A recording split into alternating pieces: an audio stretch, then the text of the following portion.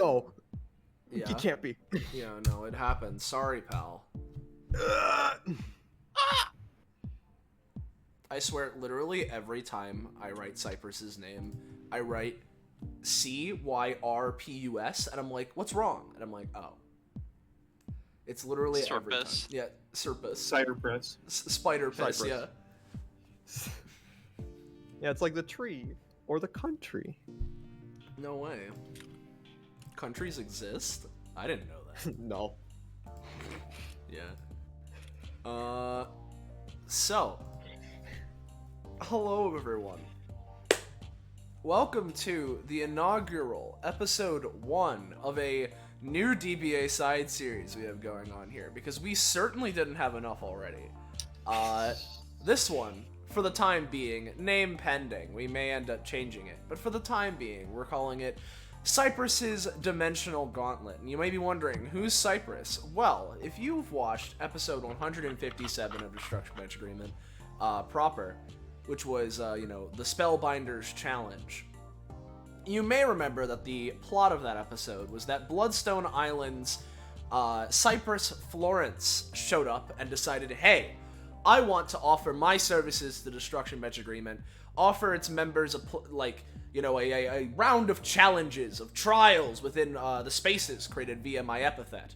And various DBA contestants, all of them technically new, though some of them being around before, going and, accepting the offer, going and doing a bunch of wacky challenges. And after it, and it seemed to go without a hitch, and everything went all well, Cyprus was like, you know what? This was fun. I'm going to offer this more often. It's like a regular thing the DBA can do if they so choose. And that's what this is. Basically, Cyprus will open their services to whichever groups they may be privy to at the time or may be interested in. And they'll go and partake in little challenges in some of their spaces, whether it be ones we've already seen or brand new ones. Who knows?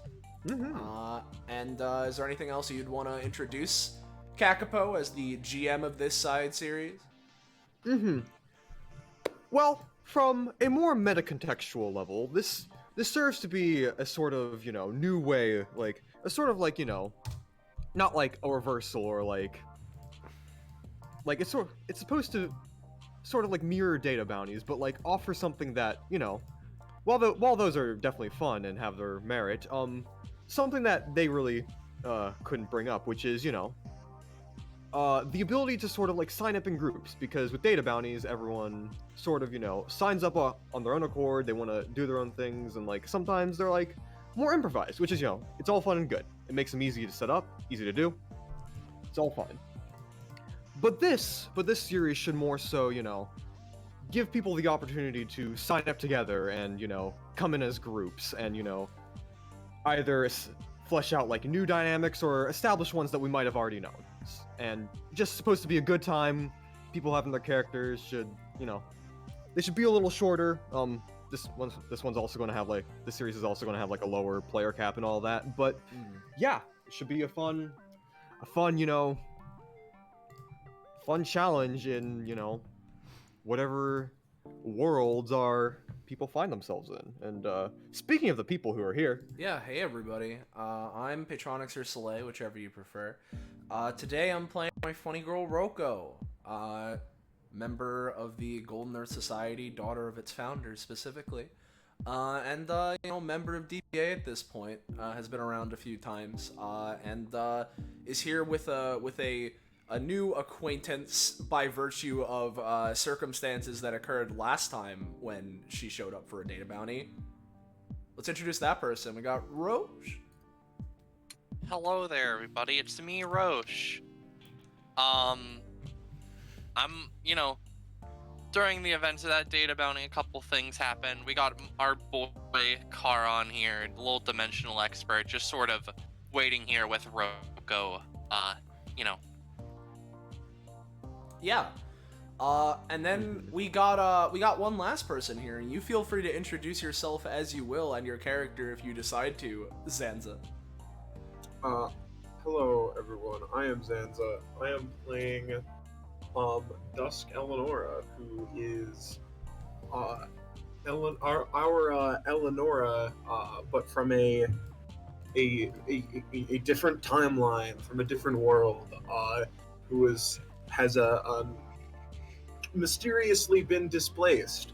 Last time she was here, her first appearance was in a data bounty a little bit ago. I don't know which one it was, but point is, a certain Aaron managed to convince her that she was just dreaming.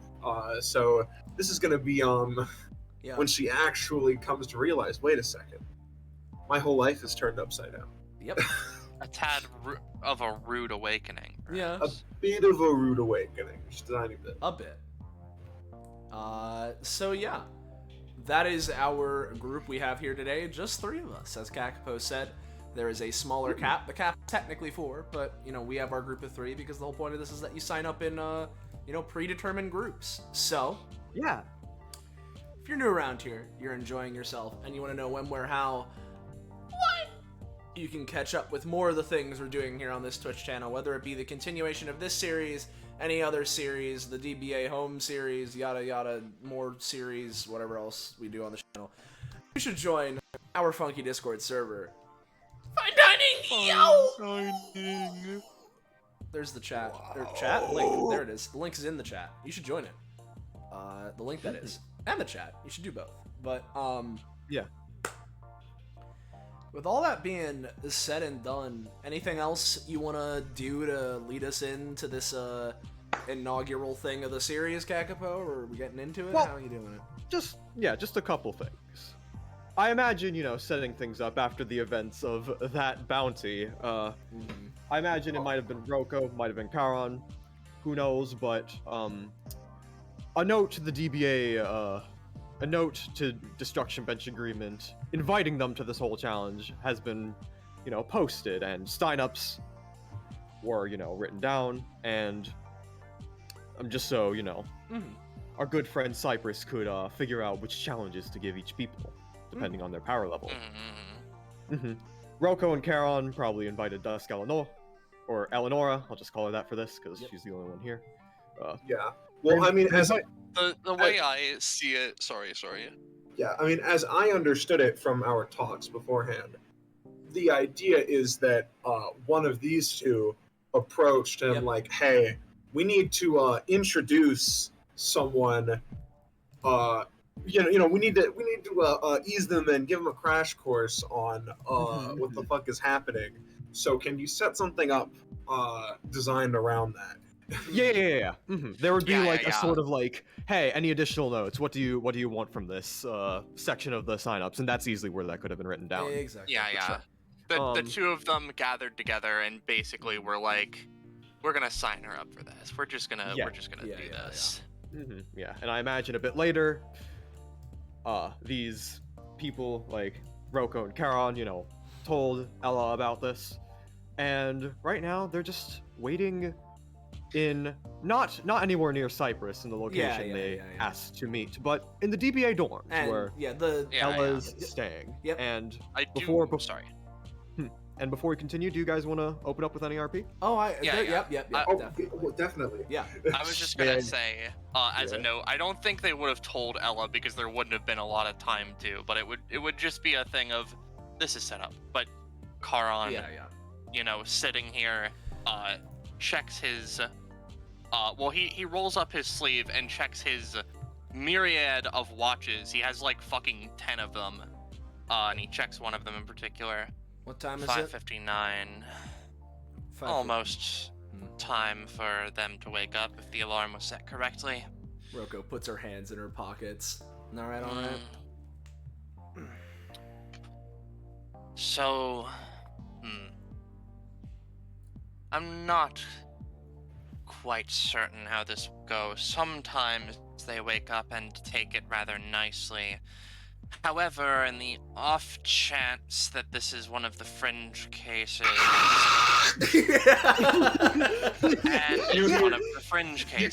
You hear a scream down the hall, and then shortly after, running as boom, boom, boom, boom. One second, let me change my thing to the correct. Yeah. Well, I'll just. The credit card. Just like boom, boom, boom, boom, boom, boom, boom, bursts out, goes over, turns, grabs Roko by the collars, shakes her.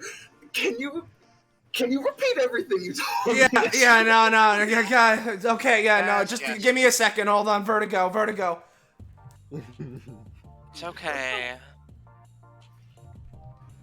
Here, shake me if you want. I can handle a little Goes bit of, over, starts shaking you violently. Karan, like, has the same expression. They are used to motion sickness. So, in short, effectively, you are in... Wait, okay, another dimension. There we go. That's it. All right, stop, please. Just... You know, Roko's just gonna put her hand on her shoulder. Just, I know it's weird. Try and calm down for like a second, okay?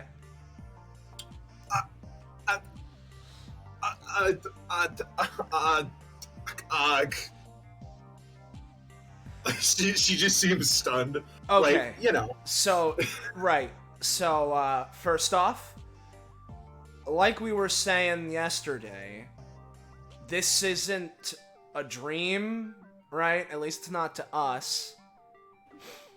I'm not sure. But how? Well, I don't know, like, the specifics of it, right? To be honest, I don't know. I guess Aaron must have watched the episode. But a lot of what that guy yesterday was saying I assume is accurate. He just kind of put it in the most blunt way possible. Scratches her head. Is Duskella still shaking Karan? Oh yeah.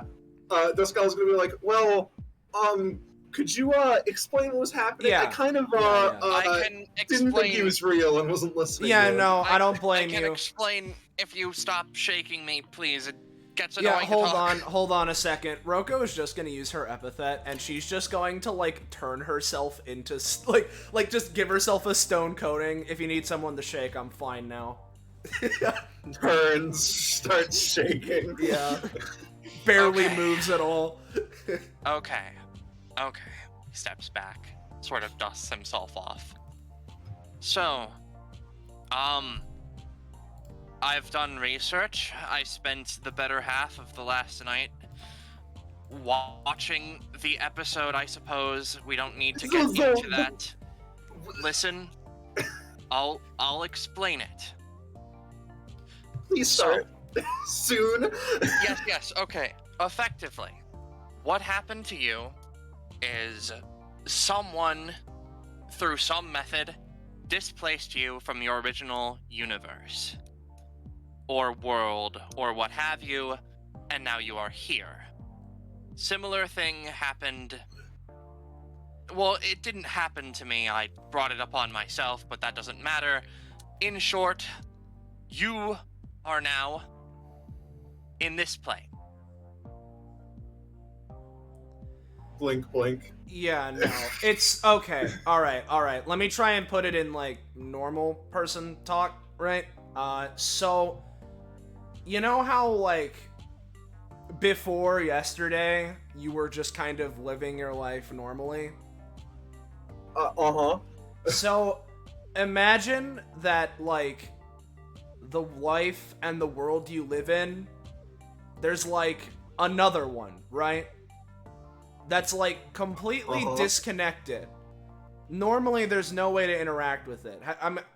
Where you're from, there's no idea of, like, air quotes, like, multiverse or, like, parallel universe thing. I don't know what that means. Yeah, no, I figured. I'm just making sure. Basically, imagine, like, alright, you know the concept of time? Time moves forward, right? I mean, yeah. Okay. Imagine, like,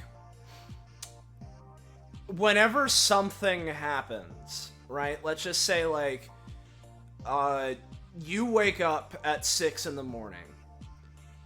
Then we go to this other world thing I mentioned, completely separate, where it's the same thing, except you woke up at 7 in the morning, and oh no, maybe there was an event you had to get to at 6:30, and because you woke up at 7, you're late, and that causes some difference to happen in that world.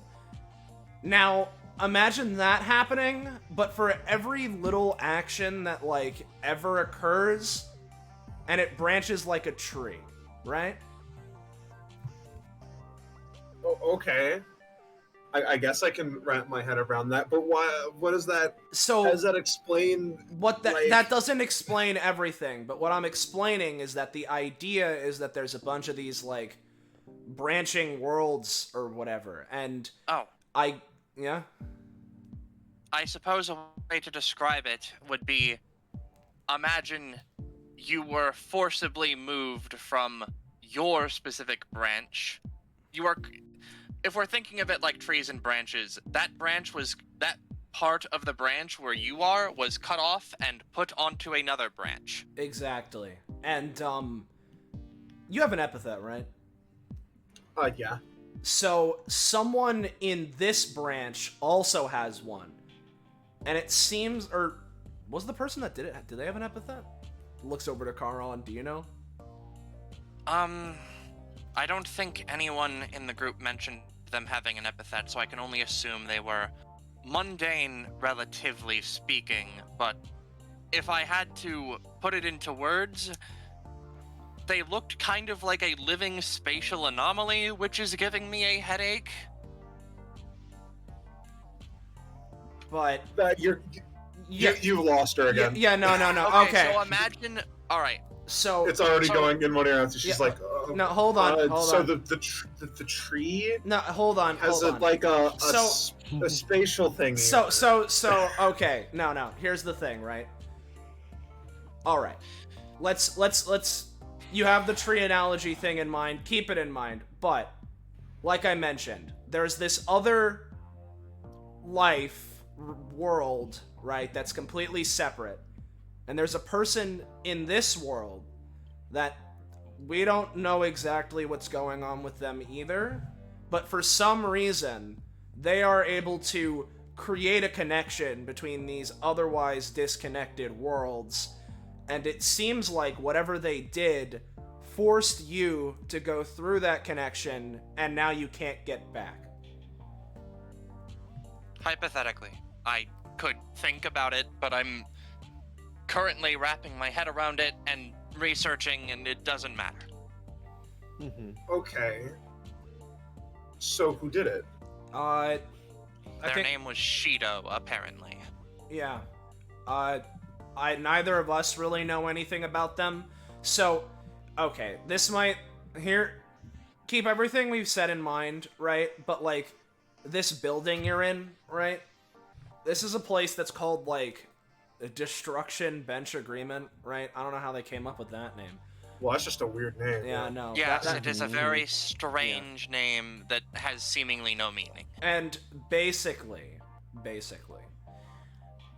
you can think of this place as a place that a bunch of strong people, or people that want to be strong, gather to get stronger, go on adventures, deal with things that are happening in the world, whatever. I don't know if there's like a guild thing, or like something like that you could like equate it to, but like it's basically Sorry.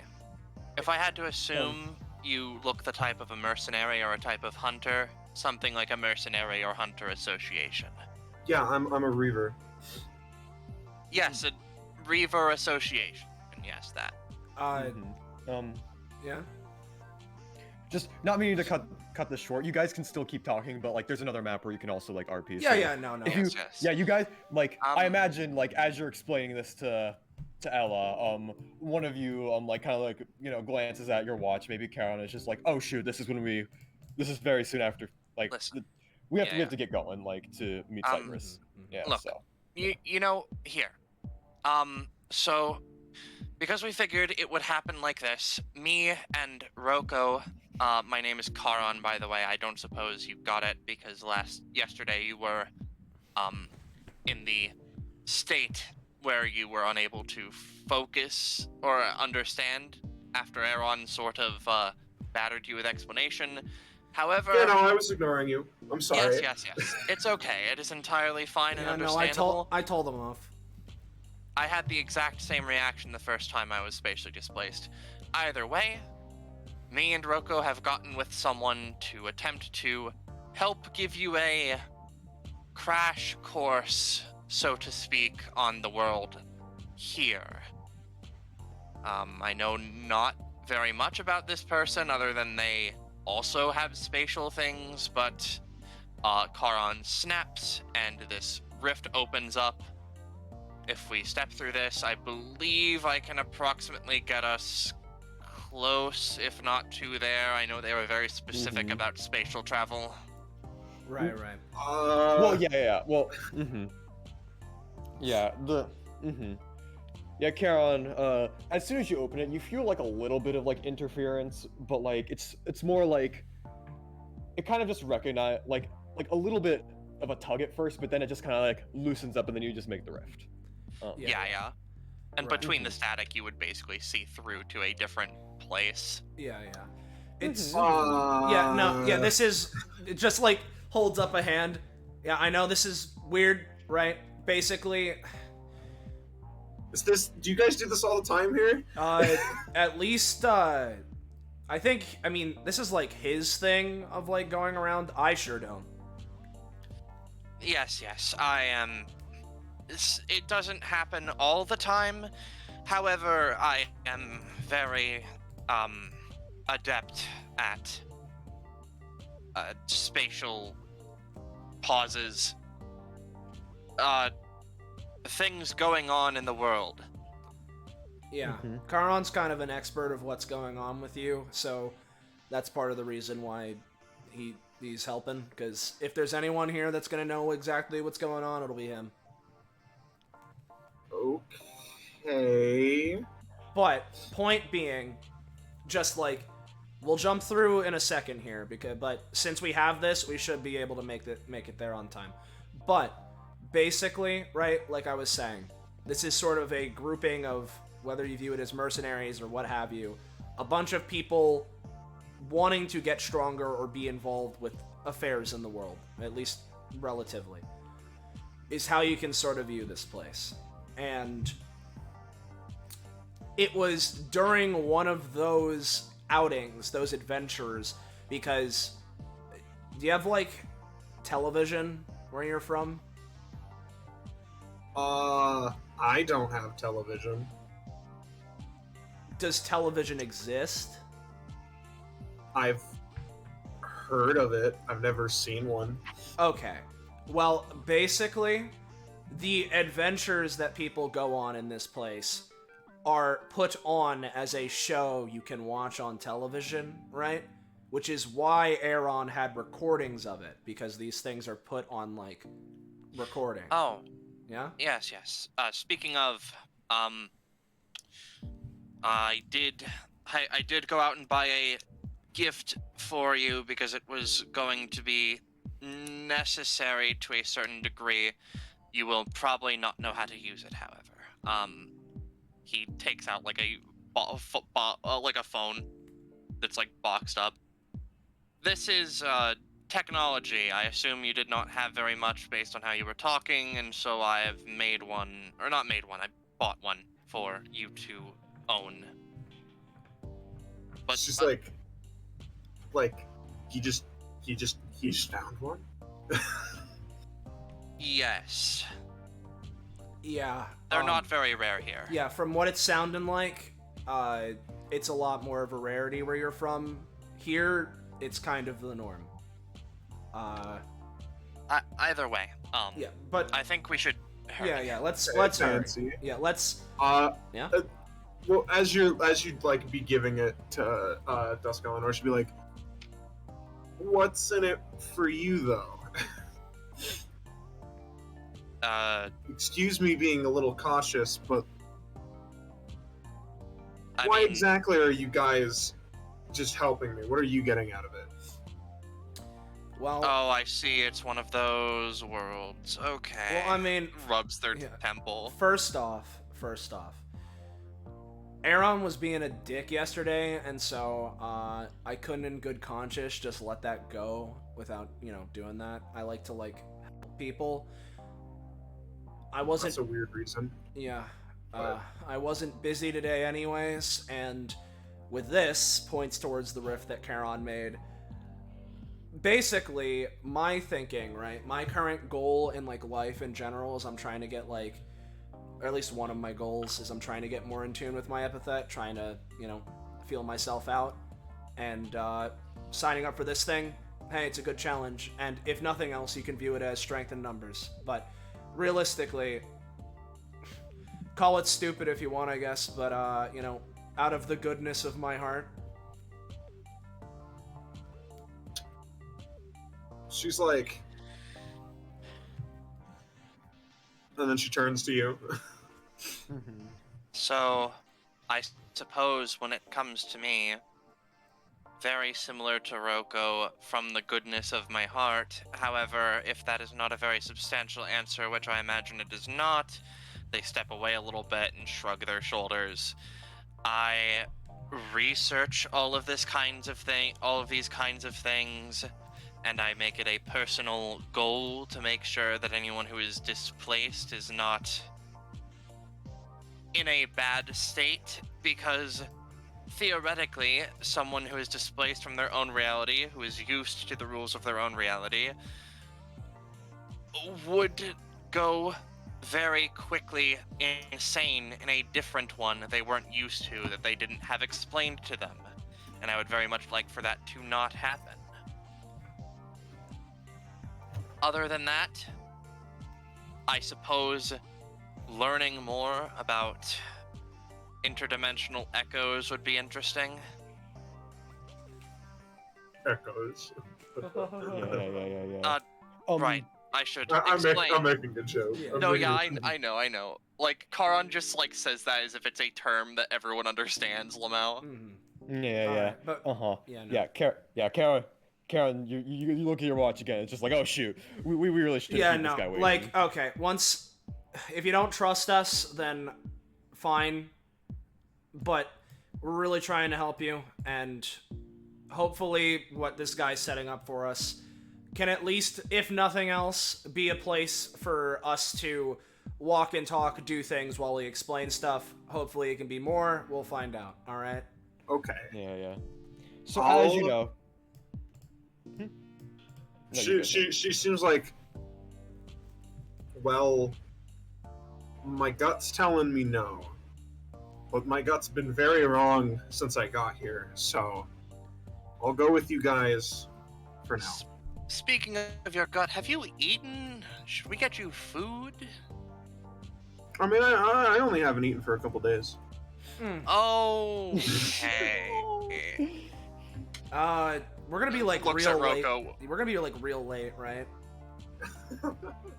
Yes, we're gonna get some food in your system. It's alright. Yeah. So I imagine at this point. yeah, they we all can go we can through we it. can cut as we go to like the resident McDonald's or whatever the fuck, right? Get like one trip to Munchies later. one trip to Munchies One later. trip to Munchies. She's like, what the fuck? You just give people food? Well, it's not giving it away. It's that corporates make a lot of it for a mass amount of people to consume, and they sell it at a reasonably low, quote-unquote, price, and then How do they make etc. that much though? There is a lot. Like, do they have like? Does the guy who runs that place has like an epithet for it or something? Maybe there's a lot of food everywhere. See, the difference between what I assume your world to be and our world is, he reaches down and, like, plucks a blade of grass. There is actually things everywhere, as opposed to only in some places. That doesn't mean you should eat grass. That doesn't mean you should eat Yeah, grass. grass is not edible. Grass is not edible. You guys realize that the thought was just starting to pass through. Like, Yeah. wait. Yeah, no, not everything's made of food, but food is, from what I can tell, a lot easier to come by. Sounds like you Okay. don't have money in your world. You know what that is? Currency. We have money. We're not. What do you think we are? I really don't know what you are, but here one of the many things people use money for is to purchase food. So. Yes. Yeah. Oh, as a. Sorry. No. You can finish your sentence, but I do want to describe this area first. You go ahead and describe it first, as Karon's just like reaching for his notes. Yeah. You notice like you went to Munchies, you like had a time, but then you came back. And you went to the location that Cyprus, dictated for you. And it's this extremely large and empty field. But the interesting about that is that, like, once you like go into like it for like a little bit, the grass seems to be like stained like slightly gold, and not when you pick it up, but like it seems to be like a sort of terrain effect, and there's like small golden particles like just lifting off of it. Oh, as a note, golden particles are not a normal part of the world. Don't think about that. Yeah. Wait, so was I right? Are like, should we worry about being attacked by these things? No. I think we're fine. Yeah, there is like an epithet presence in them, so Yeah. If there was a danger, I would be able to whisk us away as soon as possible, etc., etc. He just sort of like puts on a pair of glasses and he's reviewing some notes as they walk along. By the way, Eleonora, I have been trying to research your echo. It's not proven very fruitless. I know they've appeared in a couple of DBA episodes, but I can't really get a read on them. She's a very excitable girl. I've met her. Oh, you have? Oh, I forgot to note, they just sort of, like, tap themselves on the head. Echo, interdimensional echoes. That is what I refer to as, they take a moment. So imagine if someone said a set of words, right? And there were two people listening. Two people can interpret one set of words in two different ways. Imagine that, but, with people, how do I... Your analogies are more on point. Yeah, no. So remember like the world thing I was talking about before, where it's like your life, but like a separate your life in a completely different place? Yeah. That also means there's specifically a separate you in that place. So there's another you here. And again, I've met her, at least if it is the same. You're both named Eleonora. That's weird. Wait. Well then what am I supposed to be called? Eleonora? I mean, it only really becomes a problem when your echo is in the same place as you. In which case, I haven't researched this well enough, but I wouldn't touch your echo. Just as a precaution. Not until I research it better. It's very undocumented. I don't know what happens when two echoes are in the same place at the same time. I don't think that's, how that, I don't know how that works. Yeah. Yeah. Right. And they put their notes away. Yeah. Just like as you guys are coming along, this field is very big. It must have been like, it must be like something that's like rented out, and there only seems to be like grass as far as the eye can see, but eventually you come upon the individual themselves. Just relaxing in a lawn chair, just sort of, has like a stack of like manga. The fucking golden fields, Yeah, and they're just they have like a stack of they have like a stack of like manga and they're like reading it. They seem to like have like a pile full like already read books, and then there's like some stuff they have left and like here's the guy we worked out the thing with. Yes. And just something else to note, you guys didn't meet this person in person, but look, just reading like the epithet signature, like they're not like letting loose, but you could tell. They're no joke when it comes to their epithet. They're pretty fucking strong. I've done my research on this one as well. Their name is Cyprus. They come from a place called Bloodstone Island. They are being rehabilitated, etc., etc. How do we take him Greetings. out? They are not our enemy. Oh, okay. They're the one that's Yeah. they're the one that's Just- setting up the program we were talking about. Yeah. As they're like hearing people just come closer, they just sort of, kind of grin and close their book and just sort of stretch, and it's just like, whew. Well, you guys know how to take your time. Yeah, sorry, we had to Explain. yeah, And Charon. also get them fucking food. Yeah, Charon, you Oh. Charon, did you write down the situation with Ella, or? Yes. Cyprus. Charon wrote down basically an entire essay, I should note. Yes, I did read that entire Essay. five-page paragraph, each with like its own conclusion, and then it like, yes, I know the situation. Just sort of, points this very elaborate wizard staff at Ella. Welcome to our world. My name is Cyprus Florence, the supreme spacer spellbinder. He she leans into Eleonora. Not everyone here is like this. Yeah. Okay. And I see you guys are the first to come to face off one of my challenges. Mm-hmm. Excellent, Yes, excellent. Now, from the dossier I've read, it seems that you guys want something more, chillax, calm, something to give your good friend here something to work out, but not anything to scar them for life. Yeah, nothing too terrorism. Yes, stressful, yes. but still a fun time, Yeah. Something quote unquote low key, and yet something I assume they would be used to. Yeah. Of course. Oh, don't worry, I've contacted a couple friends within the space itself. They've made preparations. It's going to be fun, and yeah, You have shouldn't people be. living in here? All right. Just sort of stretches. I have denizens within my spaces. I guess technically they're me, but like very small fractions of my brain. That's kind of how it works. So I'm not like creating life or anything like that. They're just Huh. yeah, and Yeah, with that just a bunch of constructs. epithet summons. They live their own lives within this place, Mhm. and yeah, sometimes they serve specific functions. Sometimes they just live there, and that's that. Okay. Just pretty cool, isn't You it? must pay a hefty price for that power. I do not envy you. Yeah, 15 years of training. Just sort of shrugs, like. Oh, Yes. Yes. Yeah, As far as sorry. Yeah. Mm-hmm.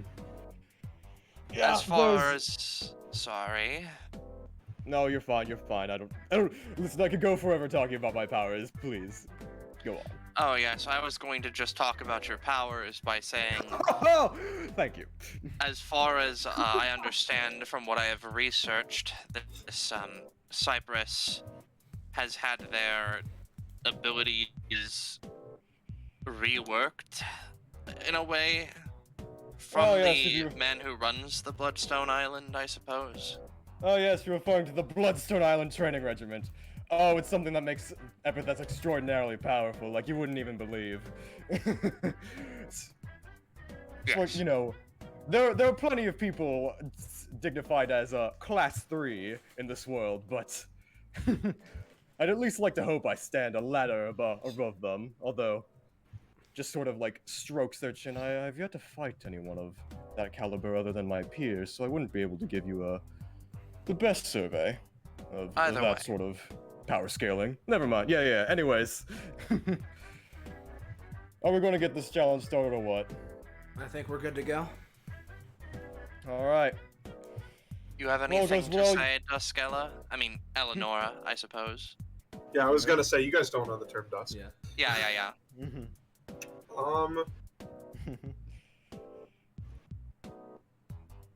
I guess not really. I don't know. I'm just kind of going along with whatever you guys are saying. Well, then just... they just kind of, do a dramatic twirl of their scythe. And, kind of just let some power loose, and it's just like... not the most overwhelming, but it's like still like, oh man, yeah, this guy's letting their power loose. Damn. They're like, well, sit back and enjoy the ride. And if things get a bit bumpy, and if you feel a bit weird in the head, just go to the center of the arena. But things shouldn't go too wrong. Anyways, go ahead. What do you mean by too wrong? Oh, this arena. Oh, this place has certain sectors. Some are a bit more volatile than others, but your fight should be arranged in the center. Alright. Anyways, let's go ahead and enter the Garden of Psychosis. As all of a sudden, they slam their wizard staff into the ground, and just immediately, sort of like a bubble, emerges from the impact and just rapidly expands, covering this entire arena. And let me make sure that all the map stuff is all good and dandy. You guys aren't copy over. Glad I checked.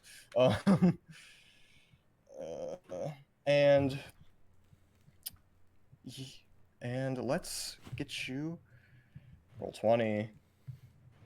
Come on, man. Nah, I don't really feel like it. Cyprus right now is just like, yeah, just. All right, we're going home. No, but. Oh, that was a great trial. Standing all right, for 2 everyone. seconds, amazing. Let's go. 15-second adventure, in and out. What I didn't tell you is once you were done, your memories would be erased. We're all done here. You all did fantastic. Feel any different? Fight. No. Let's go, in and out. 15-second adventure. We fight the Meridian data bounty. yeah. But let's just everything's revealed. Come on, roll 20. Don't let me down. Your poor Bud, baby you're the best. brain. Yeah. All right. You've dealt Let's psychic damage to me? Oh no. Ooh. Yeah. No Travis touchdown to be seen here in the Garden of Madness. Yeah. There's a very specific reason why it's called this in particular. Yeah, I'm sure. Yeah. But yeah. Would you? I didn't upload this track, but if you could play the theme below, I would much appreciate it. Ultra Desert. Okay. Give me 1 sec, because I kind of forgot you asked me to do this, so I need to open a YouTube thing real quick.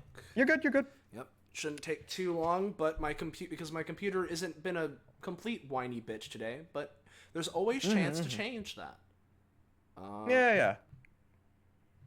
So you guys just sort of look around and take in the environment. This just sort of there's a very distinct aroma in the air, and you all are just sort of, kind of brought to ease. You're kind of just made a bit calmer and all that stuff. Let me reveal an environmental effect of this arena. Calm Mind Arena. Located within the calm circle, the air within this area has a lavender smell that puts the mind at ease, clearing it and making way for other mental shifts. This simply makes it easier for other types of mental effects to be afflicted on people who are within this specific area. So, keep that in mind. Okay. So you guys are just taking in this area. The trees are just gently, blowing by. There's different patches of flowers. And there's a lot more to this arena, of course, but the aroma seems to stop after the trees, so you don't think it's a good idea to go out there.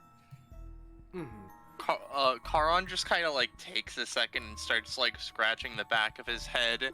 He wasn't really aware of this, and he's not really sure how he feels about it, considering the whole sanity thing, but okay, so he said to go to the center. When we're ready, yeah. And this is... Should I worry about that? Those are flowers. No. They're simply flowers. Well, hold on. I say that. That does not answer the question. Yeah, now, normally, right, flowers like that would be fine, right? Normally, Those are a-okay. At least I think so. Those don't look like dangerous flowers. But we are in this guy's epithet whatever. So, in this case, it might be better to be a bit cautious of them. But normally, flowers are okay. Sorry. I suppose it would be easy to say, in here, what you see is not quite easily put as what you see is what you get. However, in the real world, outside of this, these simple sunflowers or goldenrods would mean no harm to anyone. These simply would not do anything. Trees are normal. They supply oxygen, etc. Yeah. Yeah. If you're examining those flowers, would the person most interested give me a perception check? Sure. Yeah. Give me a big ol' eye. Yeah. With your big ol' eye, you do notice some bugs skittering about, and these bugs are exceptionally colorful. Huh. Mm-hmm. She seems to examine it. Yeah. It seems to be sort of like, you know, it seems to be like a beetle of some sorts. Long, like, most similarly like a longhorn one. It's just kind of examining you, but sort of just, you know, as you're, alright, Sky, as you're, looking on it, like, it's sort of like, you know, kind of just like, you know, feathers its wings a bit, and it's sort of like, you know, has like a slight hypnotic pattern, but isn't like mind controlling you. It's just kind of making you fixate on it as it's sort of like, you know, putting a pattern on itself. Yeah, no. She's very cautious, but she does just want to, you know, touch the flower, because, you know. Yeah. You don't seem... There isn't much harm, like, if you're taking care of everything gently, there isn't much harm to be had, so, you know, you just, you know, examine this bug for a bit, but you're just like, oh yeah, I'm focusing on it a bit too much. It's like, my eyes hurt, so you just put it down and then go meet up with the others. You know, this place is pretty nice. Yes, I don't quite enjoy the name Psychosis, though. Simply a personal thing, maybe, but, you know. Either of you find anything particularly interesting here, or...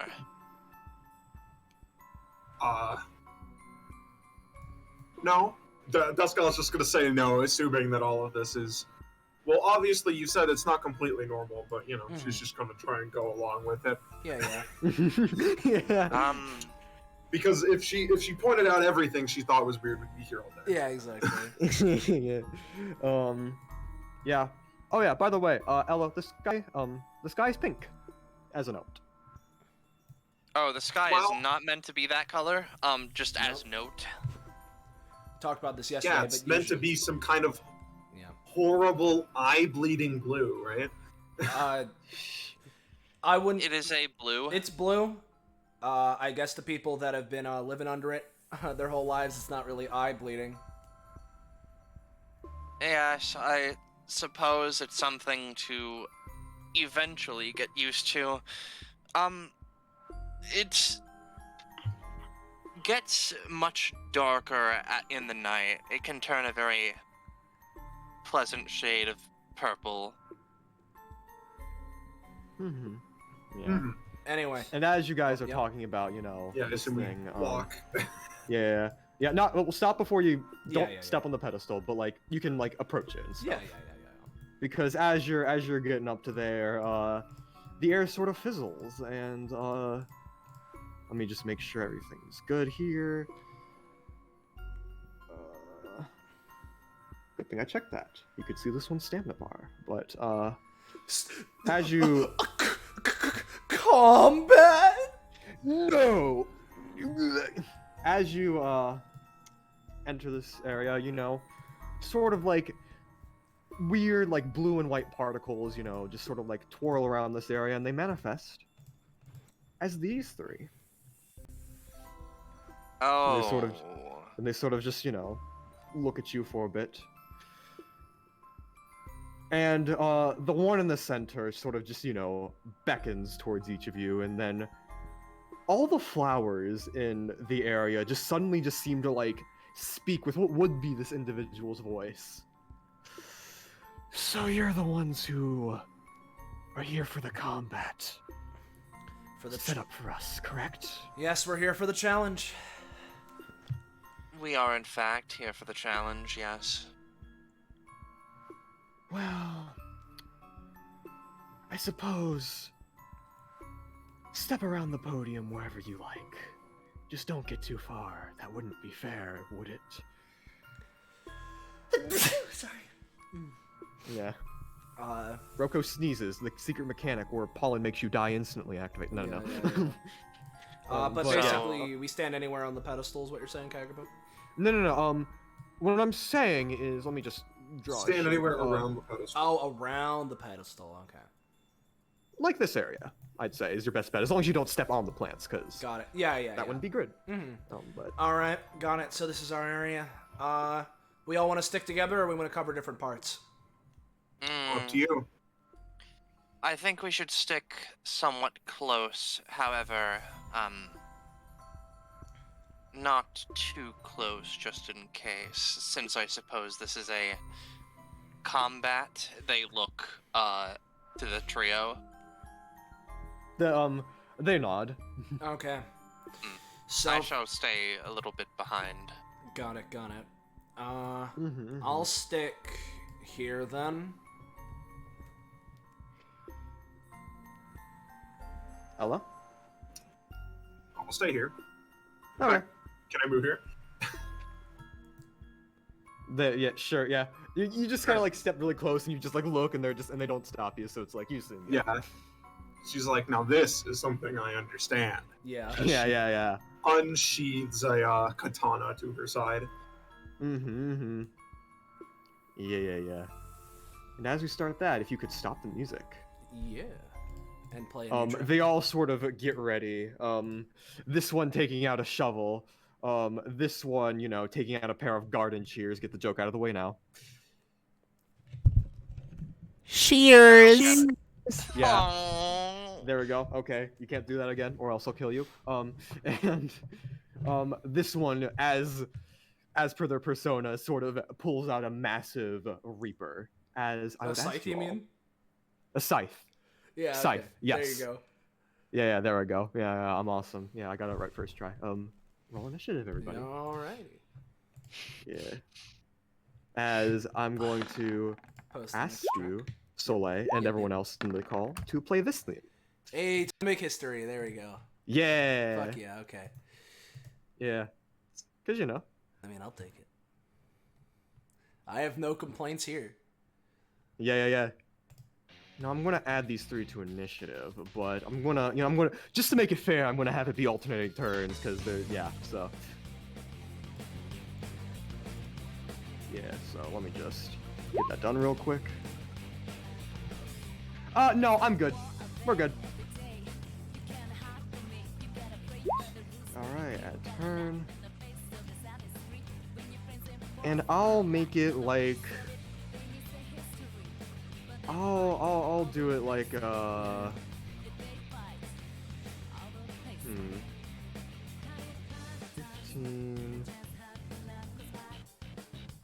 10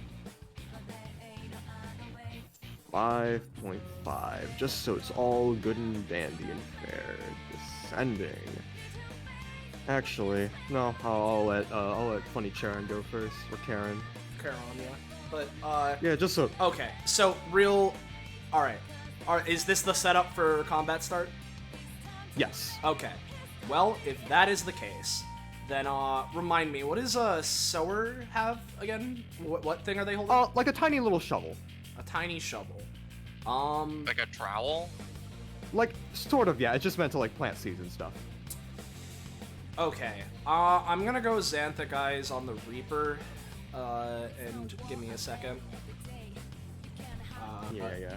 Just because I don't know the full nature of what's gonna be going on here, but I'll try and we'll see. Let me quickly just find out what 80% of their stamina is. So let me do that real quick. Yeah.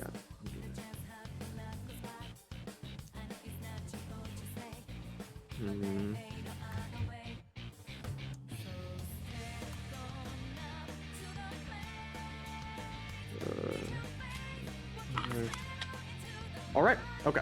So I'm all ready for that. Duskella. Alrighty. Well, hey gamers. Yeah. I'm gonna start off. Eleonora reaches over for the scythe to her side, or not the scythe, the katana to her side. And I can use my innate partial move action, only the innate one, to swing it as for a partial main action. And when I draw it or draw another weapon from it, my first basic attack with it that turn is full effectiveness even with the partial main action. So she's going to start the fight with like an Iaido slash. So this is going to be full effectiveness, and I can do this on my own for once. Yay! Yeah. Yay! Now, just so it could be a funny little clash, not to be one to be instantly trounced upon, the Mind Gardener takes out their shears and just instantly just sort of dashes forward and like sort of clashes with you. If this works, you might override it, but with a 17, you got a good chance of at least not taking the full effect of this. Let's do slash dash. Nope. I'll say it's 5 damage. I'm gonna say it's 4, but it's still pretty good for these enemies because they're not the strongest. But and with that, funny passive triggers. Thief of Destiny. It's really long. I'll just explain the basics. I only have a half of a move action to my name. Everything else I have to take. Allies can lend me their actions, including half main actions and half move action. Alternatively, when I hit targets, I can take theirs. So long as I don't. So the only condition is that I can only take an action that they don't have once per combat, and I can't take someone down to below half of a main action. I can't like just negate their turn, you know? So, and once you hit them, is it forever a partial main action that they have, or is No, it... it's literally just their next time they do it. Gotcha, So say if I Yeah. say I took half their next main action, right? On would this be half coming turn, effective, their but first yeah. main action would be half effectiveness, and then they're back to normal. Okay. And I can then... and I can bank those actions I get for the rest of combat. Yeah. So I'm going, Yeah, it's all fun. Just wanted to make sure that one thing. So yeah. So I'm gonna cut at this guy and take a half main action. Yes. Yeah. So you cut at him, tries to do the shears. You clash. You're used to fights like this as you like narrow out the shears and then just slash their like neck. Some sort of like weird like fuzzy like epithet dust, blue and white stuff just comes out of their neck. Yeah, that's that. Feel free to take an anytime action. Alrighty, if you're offering. I have All right. 2. I'll live. Alright, Okay. I'll take one.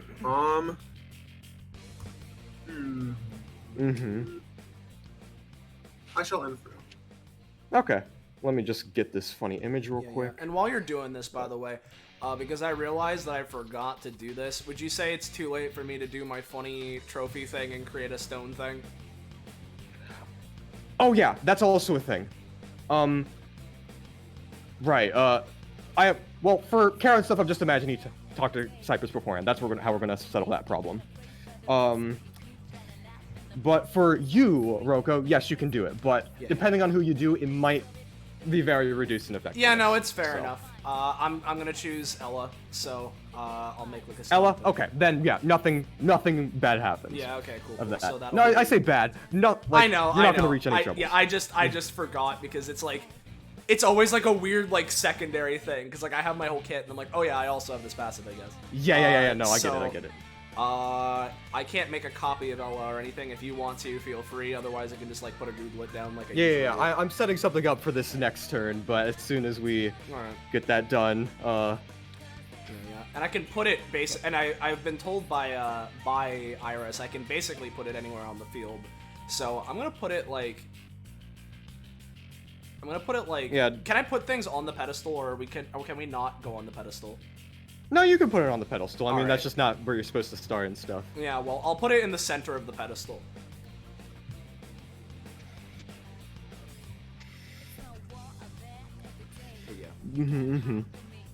Okay, so it would be the Mind Gardener's turn. They're sort of like recovering and stuff.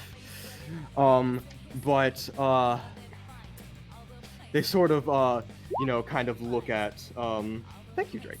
They sort of look at Dusk Ella, and out of like their arm they sort of like vines and roots grow, and they manifest a book, and then they open the page to Dusk Ella, and then Ella, you see it.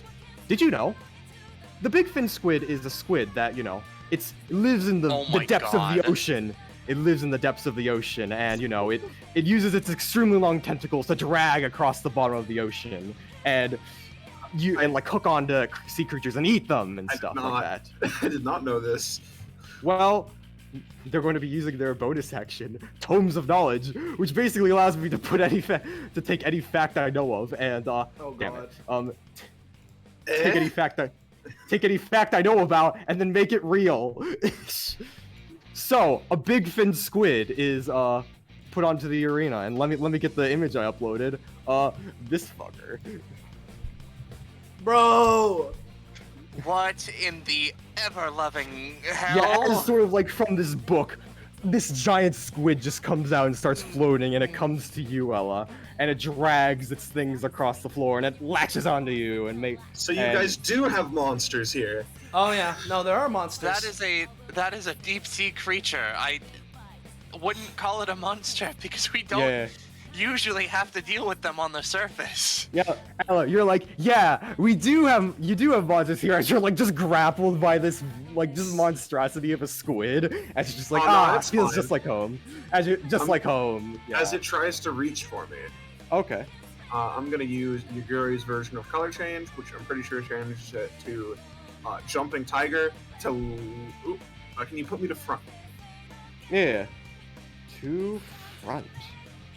As I'm going to go latch up on top of it and slash it, avoiding its grab. Yeah. By the way, how much stamina? 25 stamina, 2 physical DR. 25 stamina.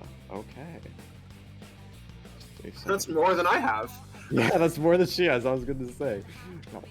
Gray, and I'm going to say, yeah. As you see this, monster, maybe you don't recognize it, but you recognize its deal. I'm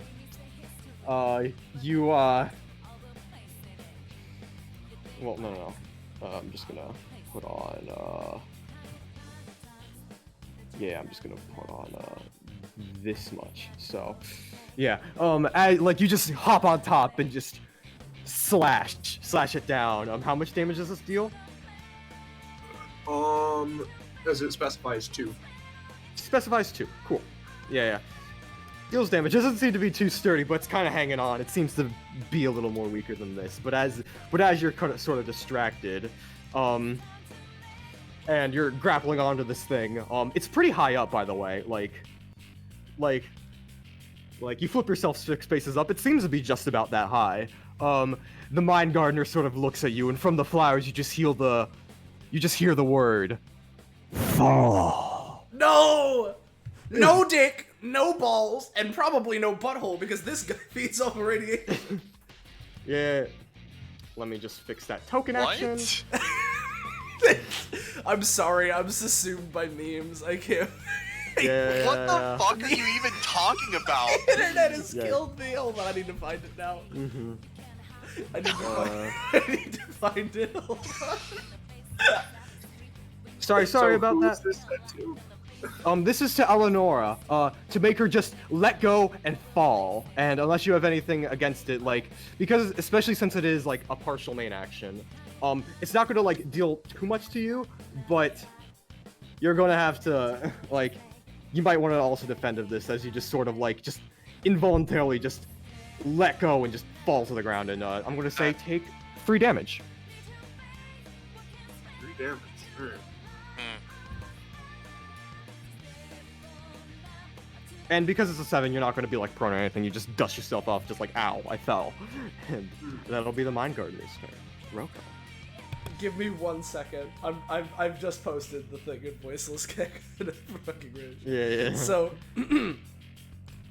There we go. Anyway, my turn. Yeah. My turn. So first off, I have funny. Oh yeah, he's Oh, also yeah? gonna move. Just. Oh yeah, he's moving. Okay. All right. Well, I have my funny passive. So let's lock some people in place. I'm gonna be spending 3. Or hold on. Right, because it's right. Yeah, it's per. And let me check this because it's been a bit. Might have been immediately. I could do that. And I can do that. Yeah. Okay. I'm gonna spend what would overall be 6 stamina because I'm placing 2 areas. So let me Bippy. So this I'm setting up one that is not the shape tool. That is red. McDonald's. Yeah. McDonald. McDonald. And this does not activate on him immediately. Because that's just not how it works. It's going to need to be the next time he enters the area. So basically, if he wants to do things, he's gonna have to get closer to at least one of us. So trapping him in there. I see. Yep. And then for my main action, I think I'm just gonna try and set up more. So I'm gonna go for Serpentine Guardians on Sensory Reaper as well. So, well, I should say Serpentine Soldiers and attune them if I succeed to Sensory Reaper. Yeah. Which that is a Yeah, 14. fucking up this one guy. Yeah. I'll handle this guy, and hopefully that means that it'll be easier for everyone else. So basically, this produces 2 stone constructs within 3 spaces of me. I'm going to be putting 1 here and 1 here, wouldn't you know it? Or you know what? I'll put 1 there, and I'll put other here. Alright, again, I'll get the funny, Yeah, thank you. I'll use this asset. Yeah, sure. So they each have 10 stamina, 2 DR against physical. Whenever... Well, I'll just give you control. Thank you. Whenever the attuned enemy takes an action that is not directed specifically at a serpent, they can either A, move closer to it, a certain distance depending on how many petrify stacks they have, or if they're already adjacent, they can immediately take an attack against them. Okay. So that's interesting. There is that. Yeah. I There you will go. give Both them of them their are under your stats. control. Put the necessary Yep, stats and all both that. Yeah. are under my control. I think I'm gonna move here, but other than that, that's gonna be. You know what? I may as well because I don't really have a real reason to move yet. Not 5.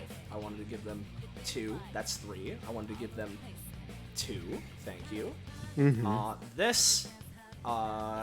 Roko is going to do the, typical mantra of blessed be the golden earth, and via doing so, summon Bringer. And you know what? Because I think this will be fun. It would make... You know what? No. It makes sense to go for, Order because of, I'm just gonna go for Order. So, let me... Because I have a token action for this, but this would... Does this roll it? Yeah, okay. Well, ignore this roll. Good. Because it's not necessarily needed, because I'm not spitting it. Basically, I'm doing the initial activation as the movement action, which I can just do to crush it, which in that case doesn't require a roll. So I now have this weapon, which I will just post, because I don't think I put the roll option on these, which I should. Yeah. But I have this funny thing, and that'll be my turn. So that would mean. I see. That's fun. I forgot you had that. Yeah. Karon has his funny anytime he wanted to do. Yeah. I imagine seeing that Karon is just like, oh, that's a weapon. Okay. Anyway, Eleanor, would you like to be introduced to more planes, or would you like for me to freestyle?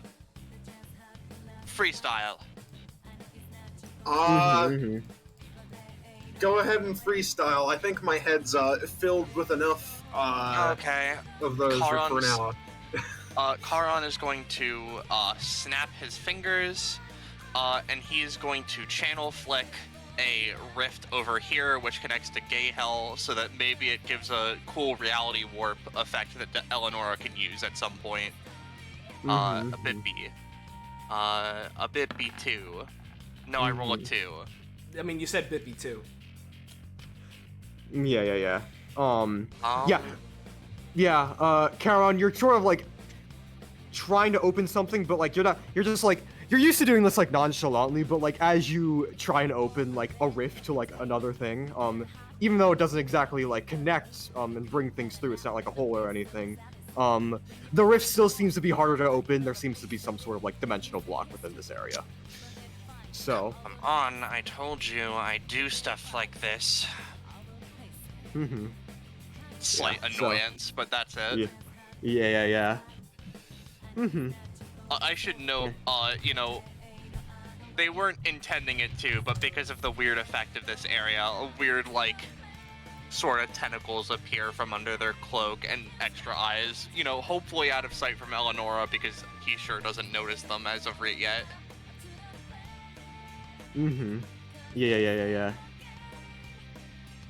And now, it's the Sensory Reaper's turn. Sensory Reaper is going to use their bonus action, Sensory Sharpening. I'm gonna say it's going to sharpen its own...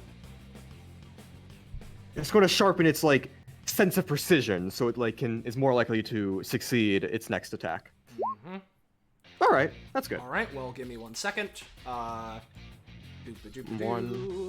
on.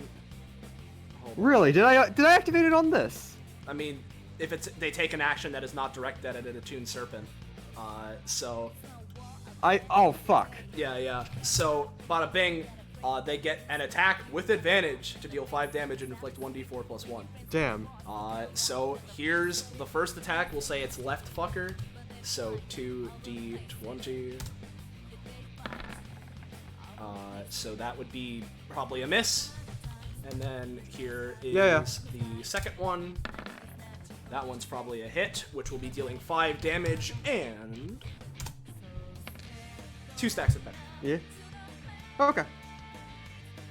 Yeah, it just gets hit by this one snake, and it's just kind of, So it's sort of like dodges and weaves out of one, but like the other one manages to bite on.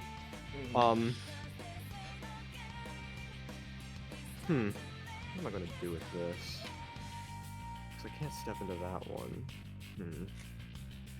I locked them down, man. Yeah, pretty good. Yeah. It's either you go away from everyone or you get the fucking hurt on you, like. You know what? No. You die. You either skate or you die. Yeah. No. It's all good. Because I'm going to use the Reaper Cometh as sort of like taking their thing, noticing the 2 snakes around them. It's going to just take care of this snake problem right now, so it doesn't have to in the future, while staring Roko down as it sort of like twirls and just hits these snakes with absolute precision. Yep. Reaper Cometh. There we go. Alright. And all targets are within basic attacks range. 7 damage. Hey Kakapo. I just want to make sure, because I think I would you consider my my constructs to be allies to me? Does Roko consider them allies? I mean, or does she... Or does she consider them parts of herself? I mean... That's how I'd handle it.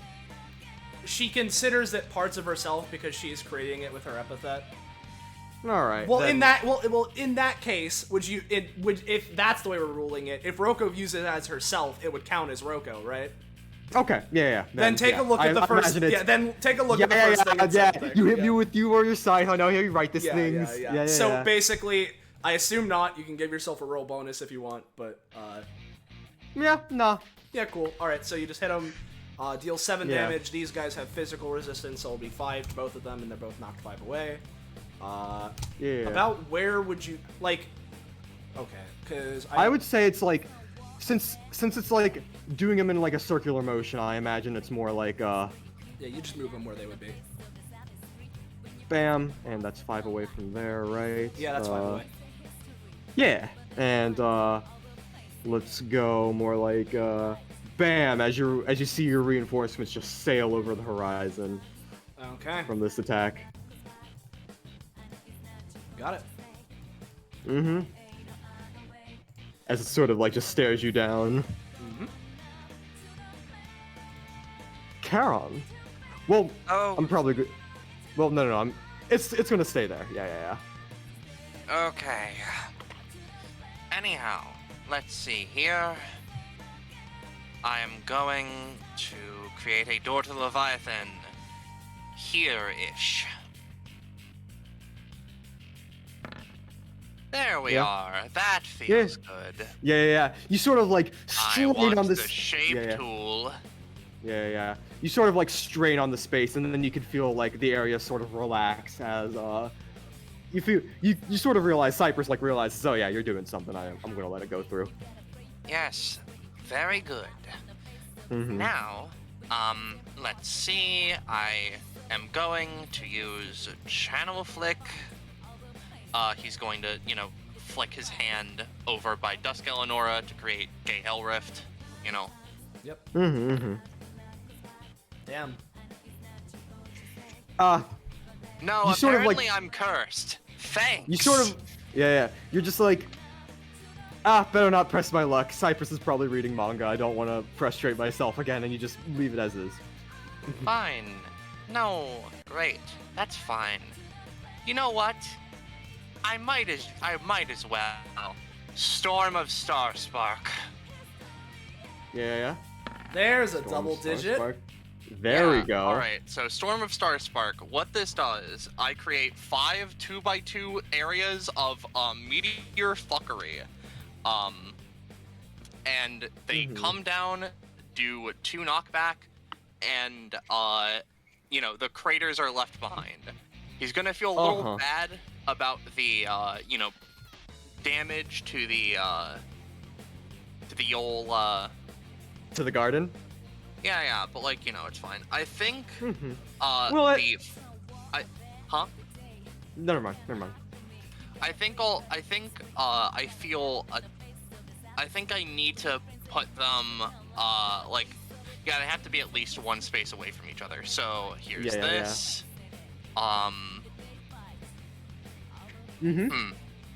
The way these guys are positioned, it's a little difficult, but I think I can make some of this You can work. totally fuck up the fucking octopus. Yeah, the octopus is probably just fucking gone. We'll see. Wait a minute. Is there a way that I can position this? No, not really. The other meteors are gonna I'll just drop it here-ish because it's stone and maybe Roko can use it, and then I'll drop the other one not there-ish because it can't be there, but here. All right. Trying not to trounce on the plants as much as possible. But effectively, these would drop down, do 6 damage, 2 knockback, and I can kind of choose the order in which they fall. So let's just say this one first. Yeah. That doesn't have any times. How much damage? 6 and 2 knockback, so they would go here-ish. Okay. All right, now okay. guys. We'll deal with that. We'll deal with that later. I want to get this done first. That's fine with you. And then this meteor comes down, sends them back. All right. And then because it doesn't matter, this meteor, which would send him here. This meteor, which would send them there-ish. This one's gonna dash out of the way. Never mind. And then the other 2 meteors don't matter, and I'll make them a different color. I'll make them this. Yep. Yeah. To signify that they have landed and are therefore quote-unquote inert. Yeah. Well, Hey, first off, you get all your things off. Just do it. rapid Okay, fire. so I will say Please. I will do them, and I will specify which is which, because I need to check something, considering how this is going. Because And before we complete this, I must tell you, Roche, you did do a specific job to like not destroy the garden. I know Karen was careful for that, but you did destroy some of it when targeting the Mind Gardener. So you activate this. Basically, now the Mind Gardener has +1 crit range against you. So That's fine. That's great. Mm-hmm. You know. So keep as that in a mind. Question. Mhm. If they, until they somehow fix what they've destroyed. Okay, that's important. Yeah. Now, Mhm. as a question, if someone makes the garden better than before, does this work in the negatives? No, I imagine but not, but that sounds no, really it will funny. remove it. So yeah, it's funny, but nah, that's not how it works. It's like back to the status quo. Why would I reward you for reversing your thing even more? Yeah, It's just rewards you for doing something Go bad. ahead, Rocco. That's yeah. So go ahead. Rocco. So, Mhm. first off, I think what I'm gonna do, because considering that we're doing it after the fact, it means it's a little funky, but it also means I get more bang for my buck. So, what I'm gonna do is, this would first be the first activation on the Sensory Reaper when it entered the area I'm currently in. Maybe. Mm-hmm. If that works, it won't be working full stop, but if it did, Reaper would gain 4 stacks of Petrify. Okay. Yep, it would. Okay. Then here is the second one for when he was knocked back into the first one, because that would, since it doesn't count when it's first made, that would be the first time he entered it. So here we go again. Cool. So gain an extra 4. That would, I mean, unless you want to double it to like 8 or like something, because I crit. So or, like, yeah. So yeah, because you maybe. You do what you want. I mean, I'll take the prof. Okay. Like, So how much did they get the first time? An extra 4. So it'd be... well, if you're doing it, I rolled a 6. So if it's reduced at all, then that's fine. But basically, the way it works. I'll make it an extra. Yeah, I'll make it an extra 2, and then with that, I'll make it. Well. Yeah, because he was. Because Yeah. So I'll put him at 12. So Well, you know. Okay, cool. So because the way it's calculated is that you take the size category of the area. So the ones that are made are 3x3. So the size category in this case is 3. Add 1. That's the amount. So there's that. Yeah, I brought him to 12. Yeah, so. yeah. I wouldn't mind a crit theme, but it's not necessary. Yeah, we could. No. It's fun. It's always good to change up the music. I think that's the best part about crit Yep. themes and Then stuff. So this would be. I'll get that set up. While you're doing that, this would be the one for id-sower. Wait. That one fails almost certainly. Yeah. No. The id-sower, like, I'll give you a foreshadow of their powers. The id-sower just seems to like not acknowledge what's going on, and it just seems to like just completely just phase through. Yep. And then, because of the circumstance of them all being here, it actually ends up being perfect. Because I'm going to do the other activation thing of the hazard areas, which I don't get to do very often, because typically it's better to just do Petrify. But I am going to be going for the Den Hazard activation other one, which basically will be freezing the Mind Gardener in stone for a moment, and as they are frozen in stone, I can perform an attack at slightly reduced effectiveness that includes them within it. So Yeah. let me. Where's the crits played PCs? Here we go. There it is. Okay. So Another 20. yeah, another 20, I assume. Okay, thanks. Yeah. Yeah. Good thing get your thing anyway. Yeah. So basically, what this does is that it deals. Normally, it would be dealing 4 damage and then allowing me to perform a reduced effectiveness action. I don't know if the damage is boosted or anything. Is the crit theme playing? No, it's not. Okay. So there's that, and then for the action, I'm just gonna which will be expending the area. I'm just gonna do the throwing fucking bringer, my scythe, right in the 2x2, so that hits everybody. Okay. I'll throw it. Yeah. Tell me exactly what's going on. Okay. To explain again. Yeah. Sorry. The area is expended. In the process, it deals what would normally be 4 damage to the Mind Gardener. Is the crit theme plant? No, okay. It's trying to. What's going on? Oh yeah, no, last time it didn't work either. Right, fuck. Alright, I'll have to fix that for next time. I'll just grab it. Hold on. Yeah, put it in voiceless too. Yeah. But, Bada bing. Let me just, do this. But basically, I expend the funny area, right? which at base will be dealing would deal 4 damage. So because I crit, I don't know if it's dealing 8, but it would be dealing 4 damage base. Mind Gardener is turned to stone temporarily, and as they are, I am able to perform a reduced effectiveness main action that somehow includes them, right?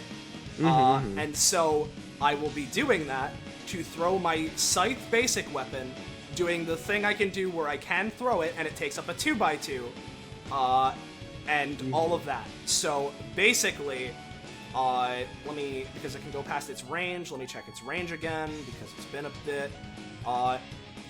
So basically, I'll be throwing it, and you can read the rest of it here. So here is this. So that's a 3, I so would that say... fails anyway. But it's fine. Even if that failed, I still got the 20 on doing that. He is no longer, like, coated in stone. He just takes the 8 damage, basically. Yeah, it takes the 8 damage. Yeah. Sorry, I was just setting things up. Other places might be a bit scatterbrained. Alright, cool. Yeah, you just deal that damage. You deal that damage, and they're temporarily coated in stone, but they seem to break out before you can attack.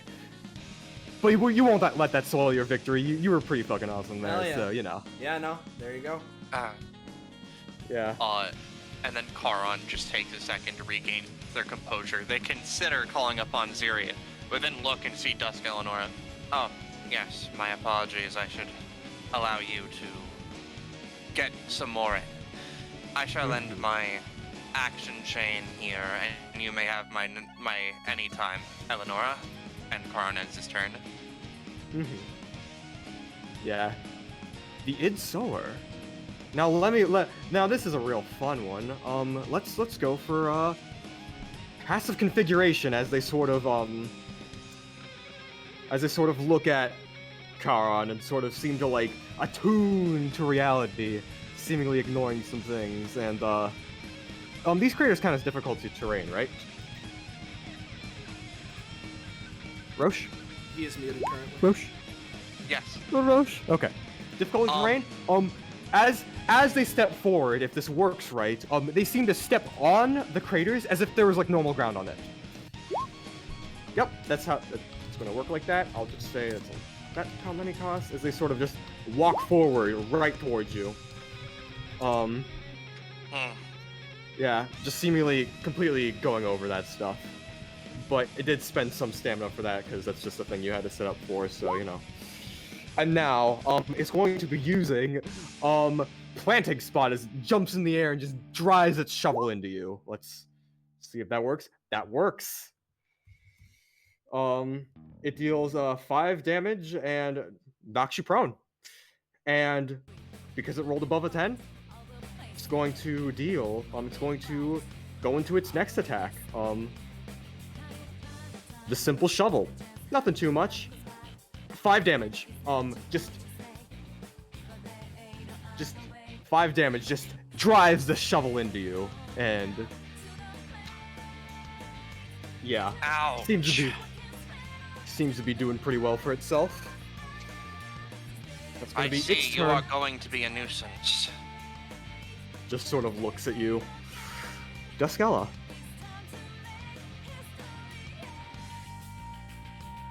Znanza Claws. You're I muted. just realized I was muted. Yeah, Alright, you're good. so, gamers.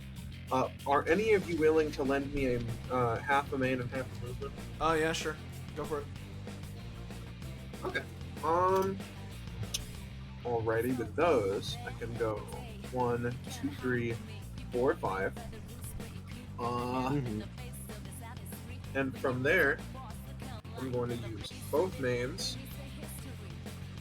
to use Thief of Destiny on the Reaper.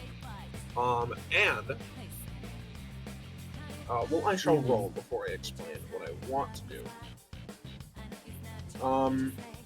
So, what I want to do is I want to steal 3 things, and then for the 4th steal, can I actually try and, like, take his scythe while he's knocked down? Ooh. Let me see how much his kit depends on that scythe, because I honestly forget. And depending on that, that'll just indicate how Listen, hard. Alternatively, I'm fine with dedicating more steals to it, two steals to it, because I have a funny my funny talent. Let me post it. Yeah. No, I'm aware. Yeah. So quite their kit does depend on their scythe. So you're gonna have to dedicate like, how many steals? Like, two. Like, how does this normally work? Let me just grab as much as 4 steel triggers from your passive at once. On a 12, I'll say if you take an extra stamina, you'll get it. But that'll be your thing, because it's just, yeah. An extra stamina and all the 4 steals? Yeah, well, I'll say, no, I forgot about that. All 4 steals, yes, to take this site, because it is... All 4 steals? Never mind, that's not worth it. I'll be doing nothing for this round and also probably the next round. I'm sorry, dude, just... That's fine. I'll just drain all of his action economy, so he can't do anything. Yeah, you know. Yeah. So I will say, especially because he's prone right now, right? Well, I will say, Zanzo, just because you have an eye for weaponry, right? These two depend less on the weapon, so if you want to steal from anyone, steal from them. You see, that's fair, but I thought it'd be really cool if I got to keep scythe. I imagine if you try again, you could probably do it, but like those 4 steals take do something. I am not trying again. This man is prone, right? Yeah. Cool. I'm taking both his move actions, so he's not going to be able to stand up on his turn. And I'll take a main action, so he's left with partial main action, and I'll also take his bonus action. Okay. Which means I have a half main action left. Which isn't the best, but also I'm fine with it. Because I'm going to use. Let me verify.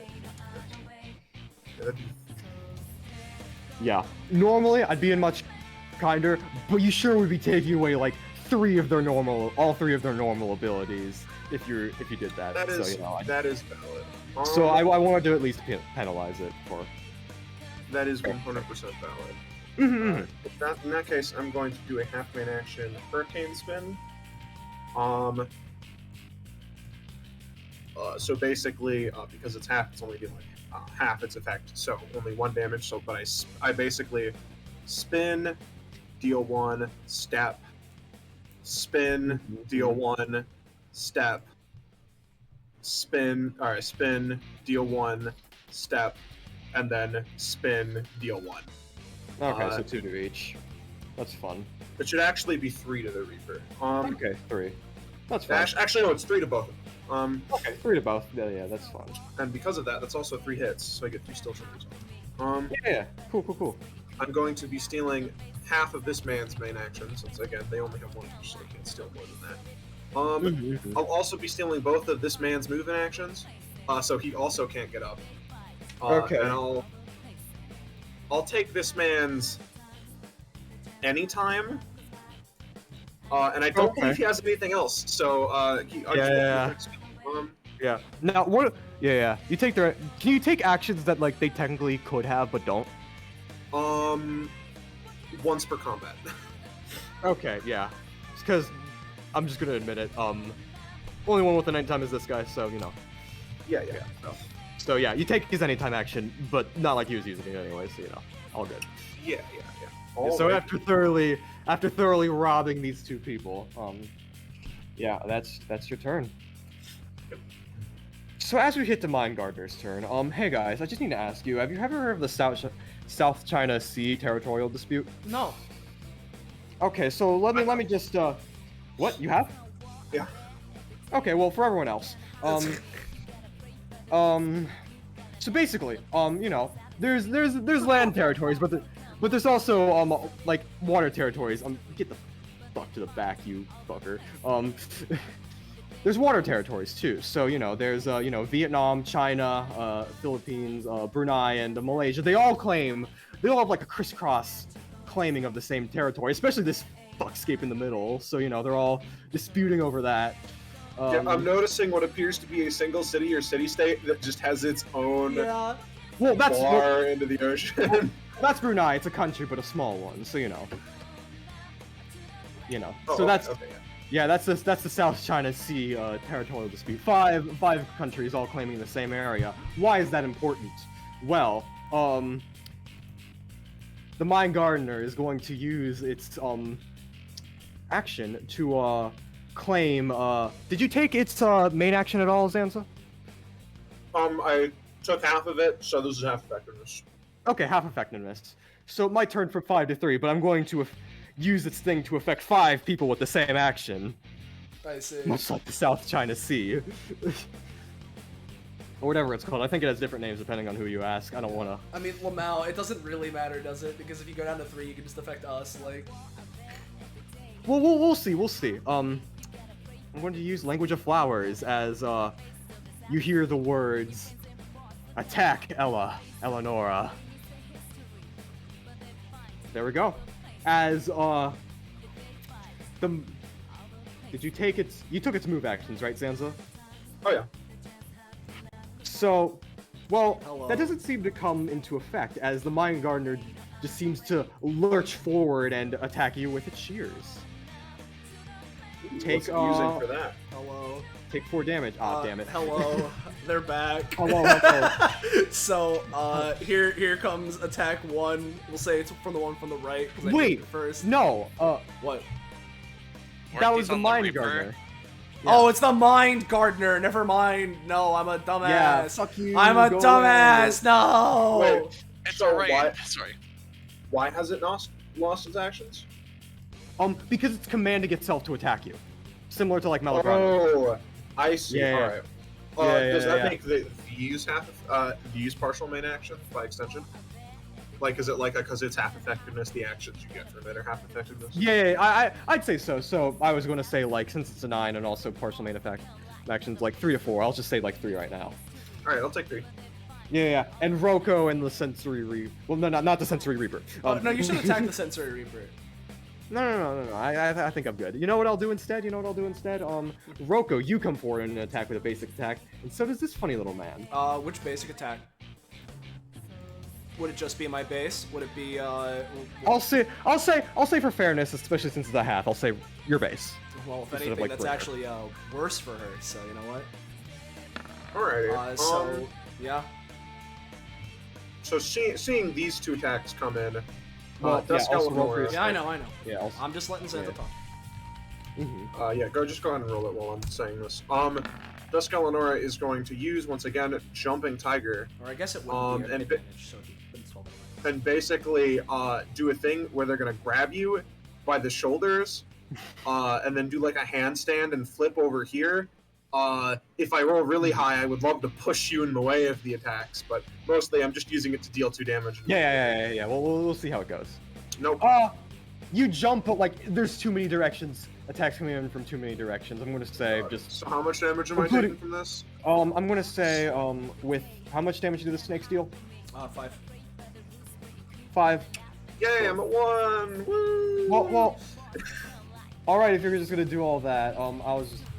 Yeah. Well, I was Remember gonna they're say, yeah, they're all halved, so it's like. Oh, they are halved, correct. Yeah, so Thank- Roko's gonna deal a 3, and the snake's also gonna deal 3. Well, I so. really hate Okay, to say thank God. this. I really do. But my basic attack, oh, never mind.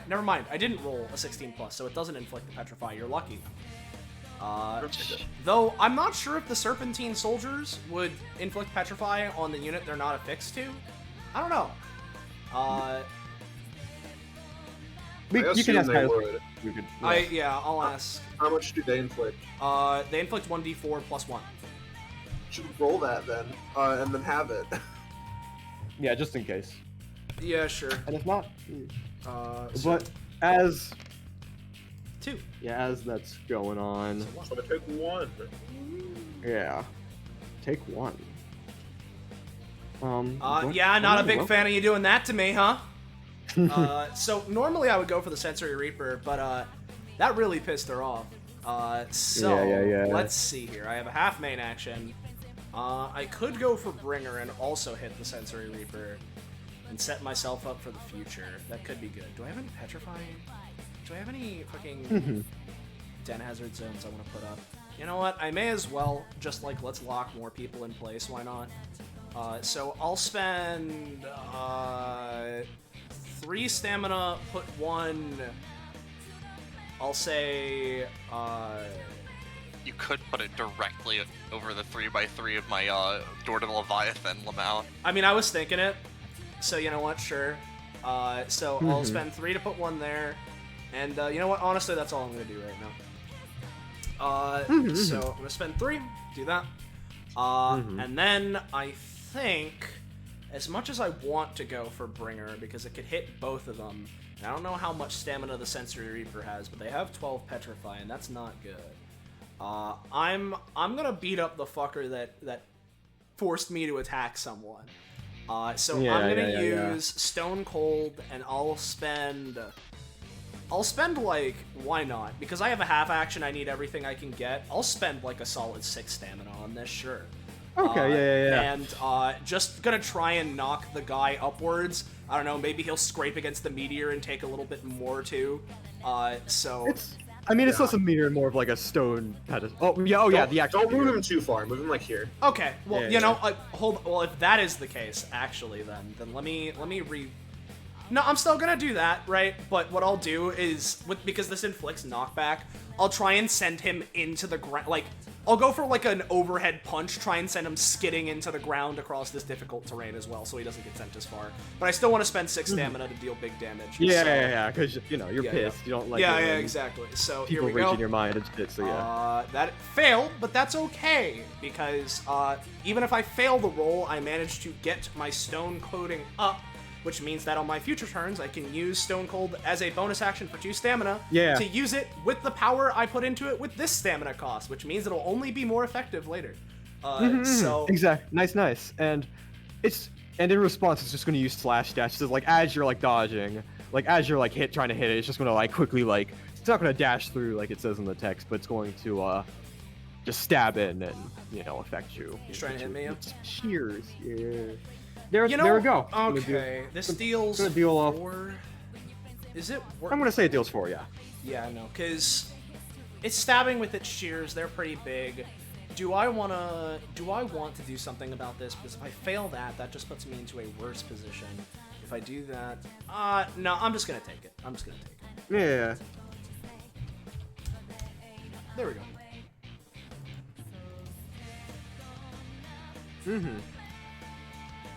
All right. That's me. Is that your turn? Yeah, no, that's me. Sensory Reaper. All right, it's kind of in a fuck situation. Yeah. But it still has some, range on its thing, so it's gonna like try and like, it's probably gonna have a penalty to this, but speaking still of, gonna try and like, Sorry, hook its scythe over to I just need to make sure either of these apply with 50% or 80%. I don't know how much stamina it has. Because if it's half to if their petrify stacks are equal to half of their current, they have half movement and -3 on rolls. If it's 80%, which I seriously it's a half petrify half of their current. Let me just do some math. If they're 24 or lower, then it would be half. Wait, do you know how much stamina it has? I mean, no, I don't. That's why I'm asking, because it has 12 petrify stacks. So if it's at 24 or lower stamina, then it would. Okay, yeah, then that would apply. Yeah. Okay, all right. That means they have a -3 on their rolls and have movement. Not that they can move this turn anyway. And I doubt that it's equal to 80% or more, meaning that it would be, I believe, 18. No, not 18. I doubt it's 80%. So I'm not even gonna question. Yeah. Let me just do the math real quick. 12 over 100 equals x over 80. Yeah, 80% would be like if it had 15 currency. 80 over 100 equals x over 12. So let me just 80 times 12.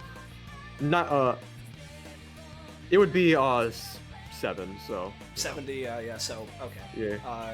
Yeah. Not 70, but yeah. So point is, it's a weird math thing. Yeah. So I needed to make sure because I needed to know if it had a -3 to its rolls at least, and it does. Yeah. So. Well, it does. So yeah, let's see how well it does. It's pretty fucked over. So cognizant sight on Dust Ella.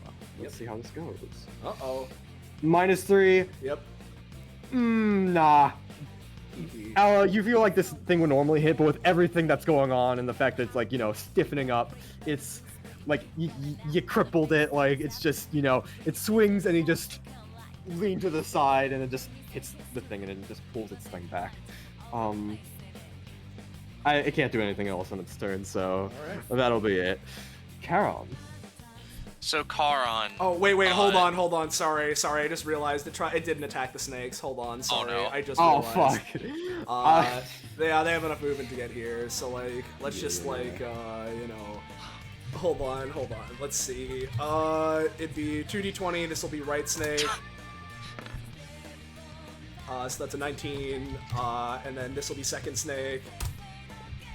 That'll be 17. So here is Petrify 1. That's, there we go, 1d4 plus, I said plus 1. There we go, copy. So 10 damage for Petrify. I have a feeling they're about to be stoned. Yeah, well, let's make sure. Yeah. And for Petrify, that would be 16. Yeah? Hold on. I'm holding. Oh, I'm holding, because if they're stone, that means I can take their scythe. Yeah. There we go. Yeah.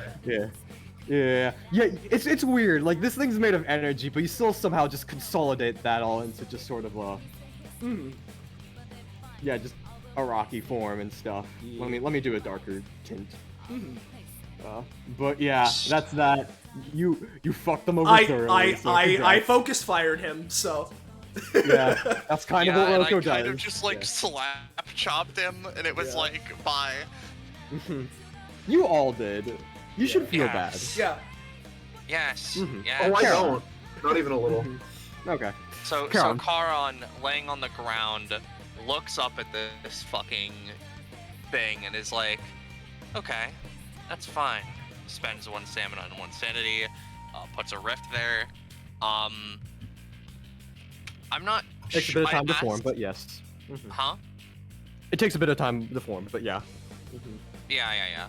I asked Iris, because when it comes to turns after the first, I can, you know, create, or turns after the one where I summon the meteors, I can summon rifts to their areas, but I don't know if I can do that for like multiple or not, because it's not specifically said. I'm gonna hazard on the side of I can't. So that one rift, my first rift this combat, is gonna help me. Speaking of rifts in this combat, Zuri, assist me. Hold this one into here. And he's going to use from Hell's Heart. Alright, so effectively, Zuri shows up. She doesn't say anything yet, but effectively she takes her whip and she just sort of drags the Idsower here-ish. Yeah. I'm gonna say on a 9, does it just automatically do that, or? Yeah, no, it counts as the roll for the thing. It's the roll for the summon and the roll for the thing. And I'll say because it's a minor success, I'll give a contested roll, but we'll see how that goes. I was giving it like a 15+, so. Okay. Maybe you'll resist some petrify stacks, but yeah. So you know, Roku, do you think? Yeah. Well, how cost would you say that is? I'll say that's a 3 cost. So that's 4 petrified. Okay. Because you're. And then Zuri dips out, and would leave behind another rift. There we go. I'm getting my economy up very nicely. Why couldn't this have been a thing approximately 5 minutes ago? Seconds, you mean? Quiet. Now, you know, I could use Channel Flick, and in fact, I think I may. Let me check my distances here. Eleanor is way too far. That's fine. So, in fact, I'm just gonna, like, complete the fuck house. let's say. Mhm. And I'm going to use Channel Flick to create a rift there, and I'm going to attune my rifts to the plane of regrowth. Which may or may not be a thing, but like, you know. Who cares? Yeah. Charon's seen it. So all of these planes are tuned to the plane of regrowth. These will probably do like some healing at the start of people's turn if they start their turn in it. But like, well, actually, Probably not that one. yeah, no, probably not that one. I'll attune these to the elemental, or not an elemental plane. Let's just go, yeah, gay hell, so I can actually reality warp these fuckers, you know? And Charon, their rift gets this too. And I haven't used my main action yet, which is funny. I haven't even actually used my bonus action yet, which is double funny. So with my main actionum, oh god. Alright, I'm gonna use my bonus action to be mean. And I'm going to casually create... No, I'm just gonna use my bonus action to move this guy over on top of the fucking Dorda Leviathan with my passive. I'm not gonna lean into the evil. Yeah, give me a roll for that. Yeah, I just need to think about which passive it is. It's the first one, okay. Here you are. 13. Oh, 13. So, yeah, sure. Effectively, I pay 1 stamina and 1 sanity, and I shift the position of anyone I choose to another position, and I'm putting him directly on top of the purple Dorda Leviathan, the little square. Yeah, what does that do? Oh, cool. So, when the Dorda Leviathan goes off, it deals, I think it's 4 damage in a 3x3, and then I knock everyone back up to 4 spaces in areas of my choice. Alright. And I can send them through my rifts if I want, which I will. So Alright. effectively, in the Roko area, they would take 4, and then we'll start with Mind Gardener. You would go through here, take 3 damage, Go through be here, sent, take 3. be sent through here to here, take 3 damage, slightly prorated, and then sent from here to here, or wait, no, actually, I would have to send him, like, here to here, and then he would take 3 damage prorated. And then, since I've sent him through a couple of gay hell rifts, can I roll a reality warp on him, or would you rather I do that after I finish with the ensue?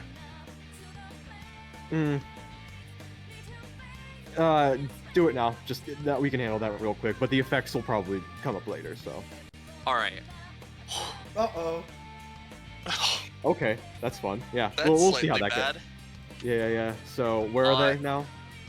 They would end up, like, probably adjacent to the rift. Okay. So, about right here. They're just sort of like, you see them sort of like fizzling out of time and stuff. Yep, and then the ensue sent up 1, takes 3 damage. Sent from here to here, takes 3 damage prorated. Here to here takes 3 damage prorated, and then they would just be sent out like here. Front, just slightly prorated, so pop. And yeah, sent out here. Okay. Yep. That's fun. And then another reality warp. Alright, you know what? Let's say that he has to spend his action to fucking go over my thing again, Lamau. As in, okay. he can't ignore my difficult terrain anymore. Okay. Yeah. I'm fine with that because... Okay. Yeah. And then my action, right? Or wait, yeah, and then my action, right? I'm gonna use, like, Riven Bolt from this rift. Yeah, Karen has a lot. Ah, no. It fails. It's fine. I'm just saying no. Like you're expending your energy to do all this, and then you're just kind of like, I'm satisfied with what I got. I dealt a lot of damage, so you don't do that. Yep. Eleonora, take my movement action, and Karan lays back satisfied. Yeah. The id-sower. Oh, sorry So to you said he interrupt. can't- Sorry to interrupt, by the way, Yeah? but I just got clarification from Iris. Because the Reaper was defeated, these guys are gone. If I want them back, I need to resummon them. Yep. Okay, cool. So this guy, can't ignore your difficult terrain, but, they can ignore gravity. They ignore gravity. As they sort of Okay. just jump and, like... I'm gonna make a roll to see how far they go and, like, which direction, because it's a bit weird, but it's gonna be just a higher success, lower DC for success and all of that. Well, yeah, sure, so I'll just say they just bound up here, and I'll use this fun ability, because I think it's fun. Seed of Doubt. As Charon, you suddenly begin to... They just flick a seed, and, like, it just, like, hits, like, your clothes or whatever. You can't really... while laying down, looking up at the sky, it's hard to notice, but, like, you begin to doubt if the ground below you can hold you up. So... Charon, there's a... Like... This terrain, it's not stable. Holy shit, you gotta be really careful, dude. Like... As a question, would you say this would make me take sanity damage? Considering you're in Sure, mental if you will. fuckhouse zone. Yeah, since you're in Yeah. mental fuckhouse zone, I'll You know say, what? take... Just Yeah. you can roll a die, or you can just do it. Effectively, how I'll just say take two, because I don't want to fuck you over too much, and specifically Well, this no, was to give you a better technically, time. going below, going to certain thresholds makes my stuff weirdly more interesting. It's just generally whatever you feel. I'm gonna say two, because they wouldn't be going super hard in like the mental thing, because specifically you said we want to have fun, and Yeah. this is the mind place, but they're not gonna dick you over too hard, unlike you guys, but you know. Yeah. But Charon, it's just even with that 20, just take away a couple sanity, but you're still like, I don't know if I can stand here anymore, and you sure to take away your movement action, so it's like, who knows what that'll do, but yeah, that's fun. Duskella. Okay. I'm gonna say, like, also, if you wanna, it's not gonna take nearly as many steel charts if you wanna take his scythe now. I imagine I could just go up. Yeah. I mean, he is kind of. Yeah. So. So what are these? Can I move through these? Are these dangerous? You can move through them. You would, for starting next to them, because they apply an effect, they can give you a reality warp token that you can apply a reality warp to your action, which, you know, because they're attuned to the plane of Gahel, Lamau. Yeah. Okay. I'm gonna spend one of my many half move actions on 2 step forwards. And then I'm going to take my innate half move action. Now, actually, hold on. I need to check something really quickly. Sorry. Oh right, yeah. No, because the thing is that the Mind Gardener isn't here right now. He skipped forward. Yeah. I forgot. Yeah. I was literally just checking that now. So Yeah. Fuck. Never mind. I pulled my turn. Yeah. Okay, so he hit Roku. You're gonna hold your turn for after the Mind Gardener? Cool. Yeah. For right when he comes, because I have nothing. I need a target, right? You know. Yeah. That's entirely fair. Damn. Let me just. I was gonna wait for your turn to think of my next funny fact, but Well, unfortunately, you don't get a turn. Summon him right now. You know, if you want to, you could just have him return, and then you can start thinking about it while I wail on him. And, you know, just just have his turn not happen yet. You know. I'd be down with that. Yeah. Is it a deal, GM? Is it a deal? Is it a deal? Is it a deal? Is it a deal? Is it a deal? Sure. But they'll still get something no matter what, because we'll say you two are moving like simultaneously and all that. Yeah, like I'm striking the moment he comes back. Yeah. So yeah, he's here. So Or they're anyway, here. move. I'm using my innate move action to do a partial action attack with Yogure. So this is dealing 3 damage. Yeah, 3 damage. And I'm taking half his next main action. Then I'm gonna spend 2 half main actions to just take this man's scythe. Okay. Yeah, you take his scythe, and how much damage overall? Because I missed the second bit. Oh, from Yugure, 3. Okay, just 3? Okay, then that's that. And then I'm going to use a bonus action still to switch not to the scythe, but to funny new weapon I got in that data bounty. Stonework. Yep, it's big.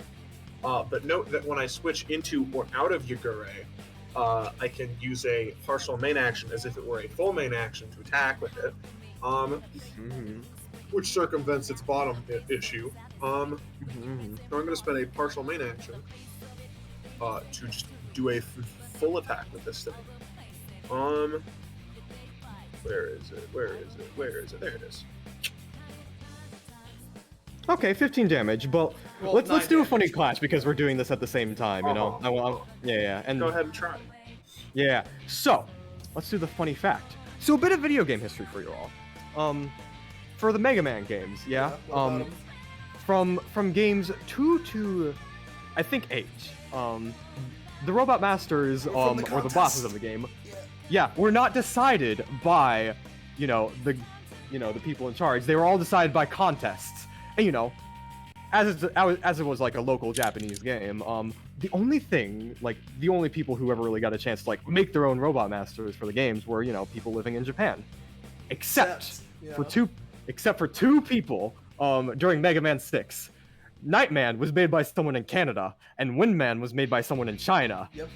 So, fun thing. The Mind Gardener is going to apply aspects of Nightman and Windman to the sharp shears. So let's see how this goes. Tome of knowledge.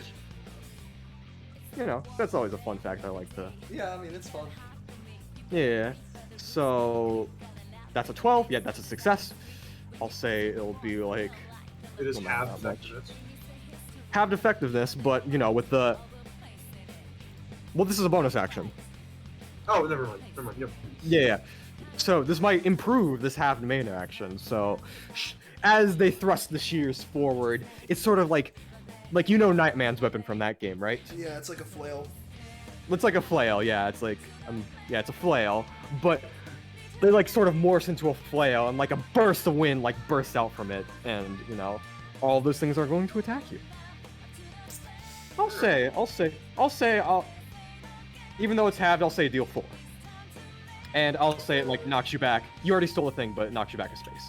Oh, well, first of all, it is almost impossible to move me due to the passive of the stone. That's right. All right. So you would have been knocked back, but you like hold your ground due to your massive sword. And if this guy is trying to blow me away and do a strike, I think he should be leaning into it a little bit more. I'm going to use color chain. So more chains come out from like my arm and wrap around him and pull him towards the sword. Yeah, no. Oh well. Unfortunately, you try to burst your chain forward, but like the burst of like the gust of wind just sort of like dematerializes into like its epithet like pain, and just like kind of gets into your eyes, and you're like, wait, but it doesn't like sting or anything because it's epithet. So it's like Charon. Karan, yes? Sorry, Charon. Do you have another anytime you could give me? Did you not spend both? Unfortunately, I can. You can take. Okay. All right, cool. Because if you note, that's not once per round. Because I have to actually spend a resource to use it. So I'm gonna fucking do it again. Yep, this time you get it. Just make sure to take stamina cost and all that. So, I am at 2 stamina and 1 petrify. It's fun. Yeah. Uh-oh. Don't worry. This is a 12 damage attack. Yeah, 12 damage? Yeah. Or, well, I guess it depends on how much the color chain is boosting. 11 to 14. Oh, yeah. So it's going to deal a lot. As it sort of sees all this, it just sort of like thrusts its like slash forward and like just tries to hit you for something. So let's see what goes on there. Okay. So Eleonora, you sort of just bam thrust your like giant like sword into like this guy, and like immediately he just sort of like just disperses into like blue and white sparks, or like dust particles and stuff. But as this happens, as they realize it's their final moments, they throw their shears forward, and like it deals like they thrust their shears forward, which just nicks you slightly, but that's enough to turn you to stone. Well, So. I do have. You said this was going simultaneously. I do have other actions I can try and spend before this. Do I not? Well, go ahead, try, but that might bring you below that, so you know. I mean, you say that. I have quite a bit of movement. First of all, I hit them, so I do get a steal trigger. I'm gonna steal their bonus action. As I swing down, drop the sword, go over to the scythe, swing it, and I'm gonna use my main action to try and just cleave the shears as they're coming towards me. This is half effectiveness, though. And it's a basic attack, so you know. Half effectiveness. It is a basic attack. However, I do have full understanding of it. So. Though at the same time, it I'm is a -3 to the roll because of petrify. But... no, 2.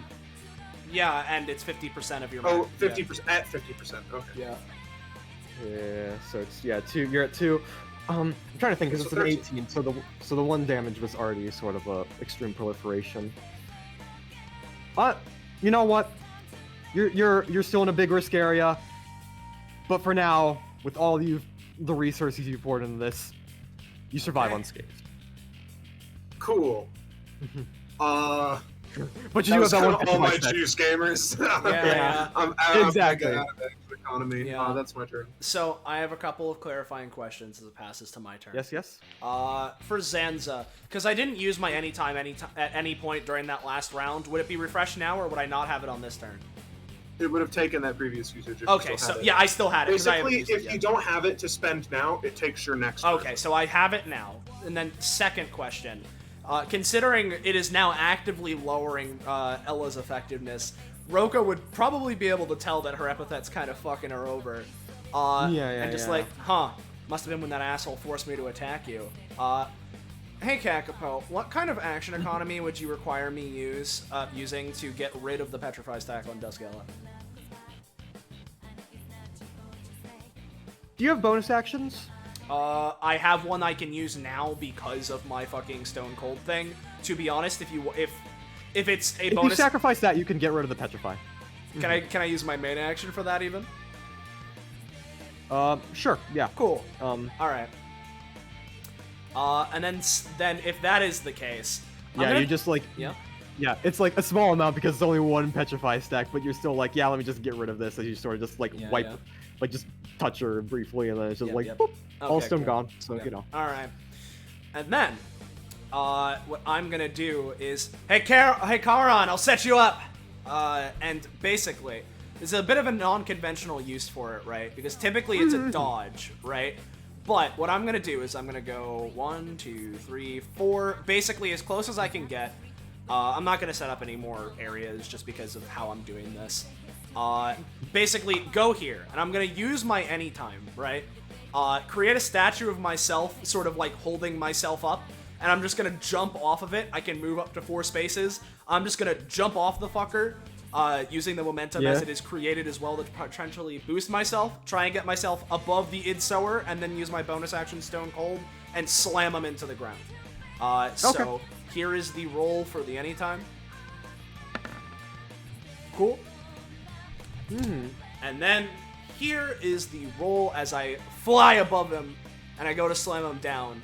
Here is Stone Cold. This will be costing me 2 stamina, but effectively, but is taking the X from my last use, so it's basically a 6 stamina worth of effectiveness, and it's a 2. So no.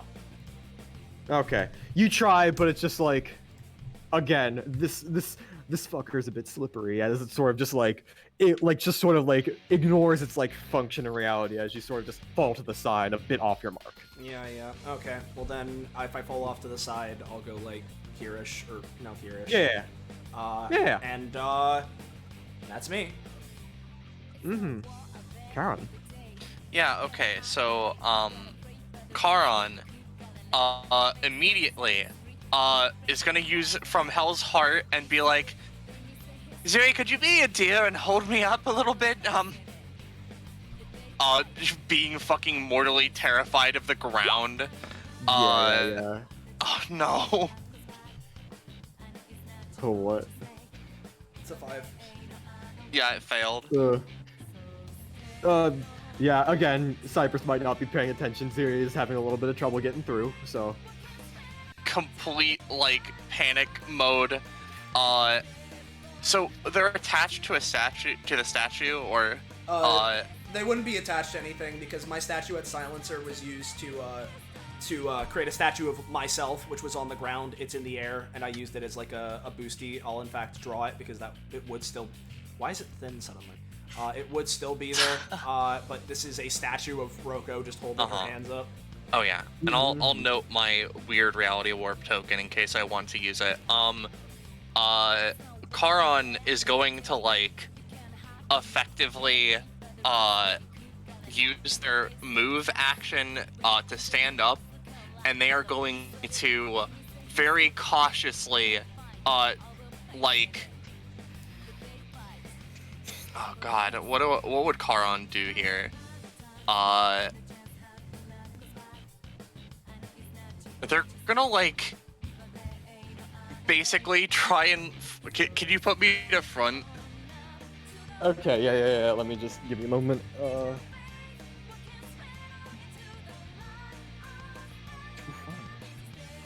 Yeah. Alright, so they're gonna like hang out half in one of their rifts so that like they're kind of technically floating, but not like on the ground, basically. Yeah. Yeah, so they're just kind of doing that. Yeah, dude, the ground's so scary. How the fuck is Roko doing it? It's just... Yeah. Then, what we're gonna casually do is we're gonna channel Flick to make another rift. Let's go. There we go. And I'm not changing the attunement, so all of the rifts go up to a 10 space, or a 10-foot aura. Alright. So, you know what, I'll do that after this, because it's not really going to matter. But from here, they're going to use bonus action, Door to the Leviathan, put it here. There are some flowers here. Does it damage them? It damages a 3x3 area, so he wouldn't put it there. He would put it... Damn. There's not really anywhere I could put it where it would not hit Roko, unfortunately. So I'll just set it, I'll set it under the statuette silencer. Okay. Because it doesn't trigger it. Rolled a 17, so that's there. I pay 2 stamina, I pay 1 sanity, and then Charon is going to use Riven Bolt from this rift, and effectively he's going to try and do a weird railgun maneuver. Because it has 6 range, he's going to like start like pinballing it between them, and then shoot it through here so it hits Hell him. Yeah. So let's go. Nice. Okay, so I'll note how I'm doing this, because I can, in fact, any projectile attack used by Charon or my allies can pass through my rifts, costing 1 space of their range to do so. So it would. Oh wow, I could even do even more. Okay, so 1, 2, 3, 4, 5, 6. And it would probably have a hello reality warp effect. I would lose 5 sanity. Okay. So how much damage is this doing? it does 6 damage and 3 knockback. But I can sacrifice damage for additional knockback. But I'm hoping that, basically having it go through all of that static, it would be like weirdly railgunned. And I'll post sorry. Yeah, so what I'm gonna say is, because of all this reality warp stuff, roll me 3 reality warp ones and choose which one you want. Okay. Submerged treasure. Yeah, that comes from the fucking the Emmerich curse breaking episode. Yeah, okay. So all right. Let's say, right, from the submerged treasure, basically, I like that first one. What's the first one again? Just... do something completely impossible, or releasing someone from... Okay, never mind. Let's not think about that. Yeah. For the submerged treasure, basically, I imagine that as the Riven Bolt is passing through here, it has somehow inexplicably latched on to, like, a weird, like... gay hell, like, magical sword that, like, has a cool rainbow pattern on it or something. Yeah. Or well, actually, because, gay hell used to be corporate hell. It's the tax cutter, and it's like a weird business sword that just jams straight into him as the blade does. And the 3 knockback would, I mean, he is in the air, but, like, Oh, he is in the air? right now, so... Oh, damn. I would have, That's why I jumped up there, yeah. Right. I would have put the rift, like, next to him then. Yeah, so it would have, like, shot him like that, downward, sorta.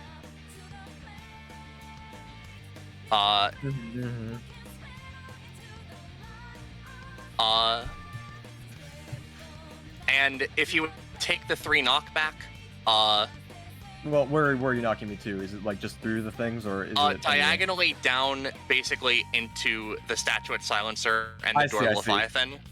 I see. And now because it triggers, I suppose the question is, I imagine that it would just do the regular effect because I only just reached unstable, which I'll switch to that icon.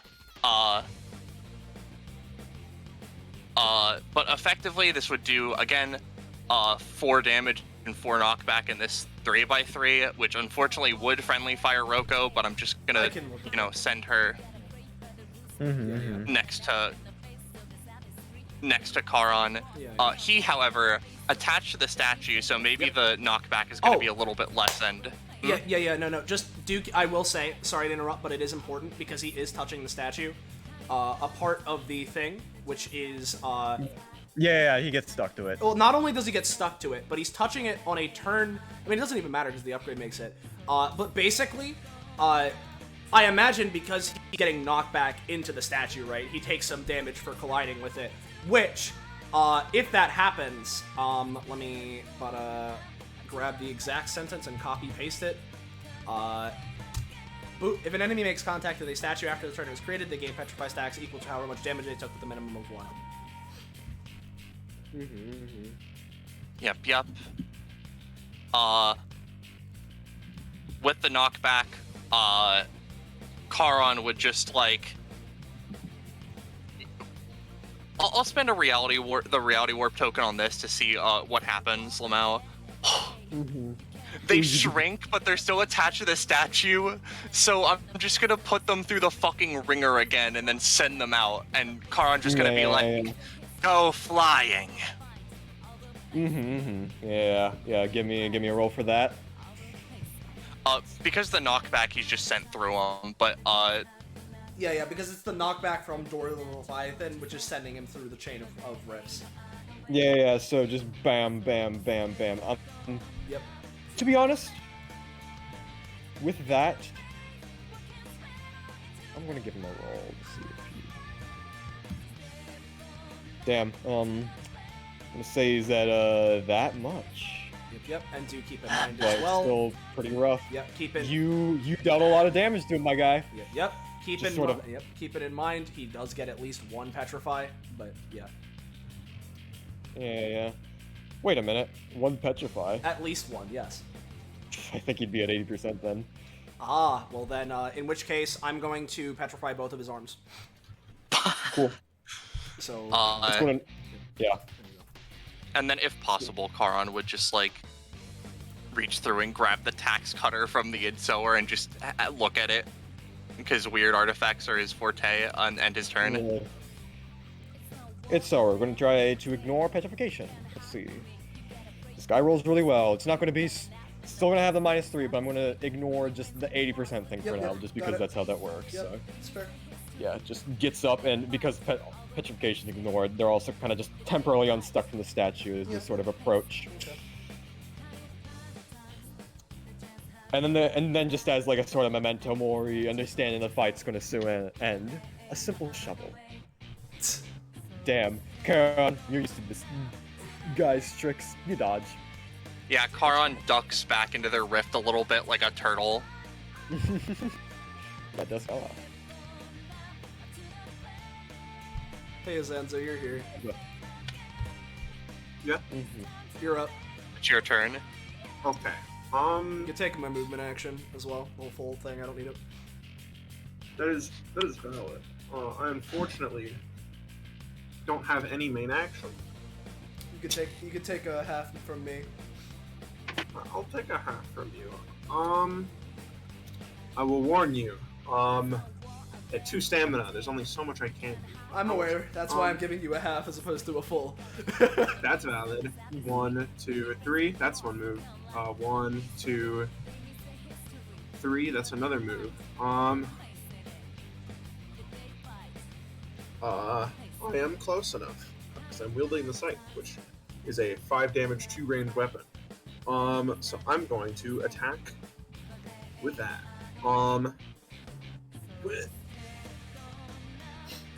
This is a half main action, so it's only healing 3. Yeah. And he is ignoring gratification right now. Yeah. It deals 3, and let me just. That was it, wasn't it? Yeah. All right. Cool. Well, with that, Over. I believe we've Yeah, won. as. Let's get rid of all this fucking shit. Token layer. As you know, just sort of everything. The area seems to like reconfigure itself. Die. As you know, the 2 petrified statues of the guys left just crumble in the dust. And I'll just. You won the first Cyprus Gauntlet. Yo, gamer time. Yeah.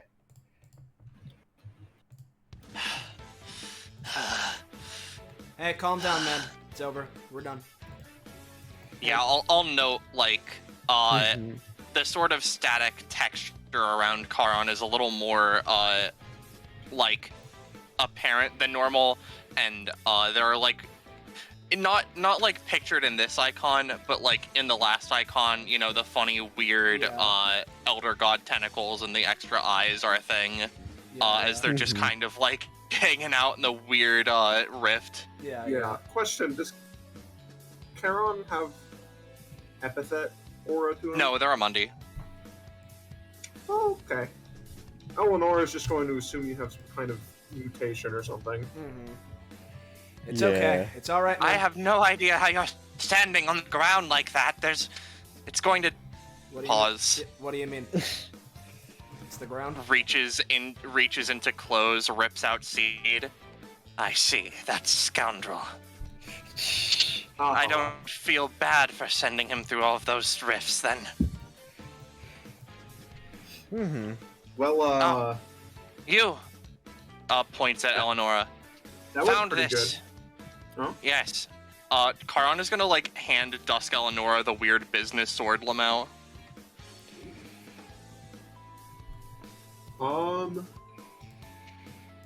Dusk Ella will take it, although I can only keep one weapon. Yeah. And I mean, a scythe is cool, so I understand why you'd want that one. So. Well, it's not just a scythe; it's a psychic scythe. Yeah. Exactly. Yeah. So. Well, specifically, yes. Well, no, based on how it is, yeah, I'd imagine it has some psychic properties. It's considered a part of the denizens, so you know.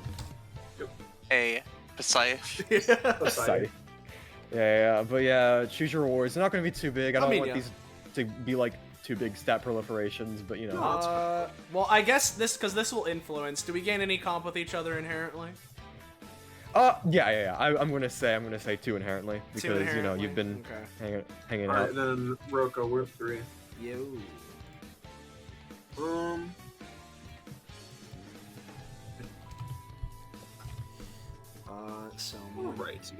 Alrighty. In that case, I'm gonna keep going stand because Dusk Ella is quite squishy. It doesn't quite matter, but as it is, there is a chance for more things. Charon's sanity is recovered by half of its max, as opposed to, you know, going to full. But you know, he just sort of takes a few moments. Okay, everything's fine. Everything's okay. He takes like what seems to be like a weird medicine of some type. My apologies. Using my magic is very draining for my sensibilities. Right. You should you have that medicine there. Do you need like some like reminder timer to take those or something, or? Oh no, I only need to take them directly after I've used my power a lot. It's my magic is when I use it, that's when I take my medicine type of thing. Yeah, you keep saying magic. Yes. Do you not have magic in your timeline?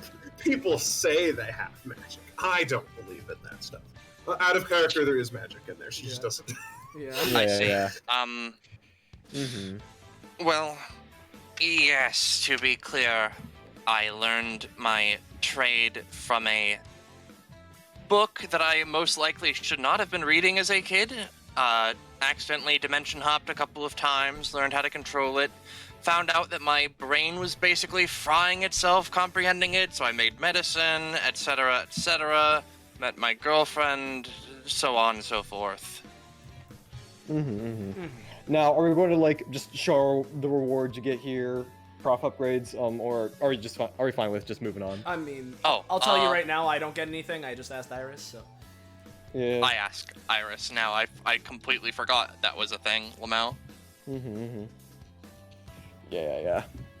In the meantime, we don't have to have the thing, but I still wanted to do this thing. I imagine just Ella, you're just sort of, you know, twirling around your scythe, and then just as things are, you know, wrapping up. And by the way, once you get it, we'll read it like as this session like closes. Ooh, okay. Because I don't want to. Well, we can do it right now. So I got a talent. Resilient Mind. Twice per combat, if Charon would lose more than 1 sanity when performing an action, he can spend 2 stamina and only lose 1 sanity. That's really nice. This helps me if I nat 1 Storm of Star Spark. Yeah. It's especially interesting since this is like the mind arena, so you know. Yeah, Lamau. Yeah, I love it when upgrades do that, but you know, we can just turn that off. Actually, it doesn't make sense if I do that because we've set up the time frame was about like well, that's right. Fucking Ziri's in a different time zone. It's weird. Lamau. Yeah. Never mind, continue. So,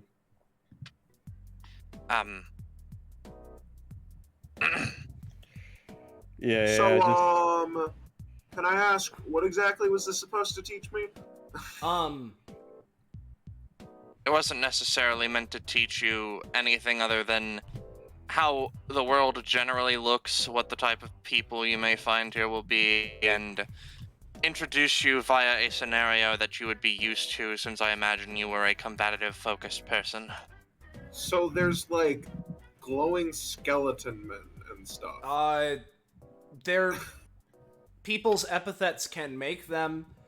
You know, now that I think about it, crosses her arms. Maybe this wasn't the greatest idea. I don't think a data bounty would have been. Oh, I mean, much no. This good is significantly better than a data bounty because at least with this, it's like, oh, it's like an epithet instead of having to explain like the whole internet or something. Yes, to be frank, this was meant to calm your nerves, if nothing else. Not specifically teach you that this is what the world is going to be like, other than the fact that plants exist and they are in fact not trying to kill you 90% of the time, unless an epithet is involved. I see. Yeah, no. Yeah. I imagine Now, at this point, just that is fair. May I ask my biggest question I have had all day? Yeah. Yes. So what has happened to the sun? So, what do you mean? What do you mean? Yeah, what? I mean, from what I know, the sun is just the sun. Nothing's happening. Okay, let me explain. Dear God, you haven't looked at it, have you? No. Why would I want to go blind? I only have one Okay. eye. All right. Okay. I just needed to make sure. You won't believe how many people try to do that. It's not good. I mean, but it's really bright. Like, I can just tell that immediately. But I mean, where I come from, the sun is like a dark blue, and it's sort of very calm, you know? Oh, and that's like fucking cool. stuff.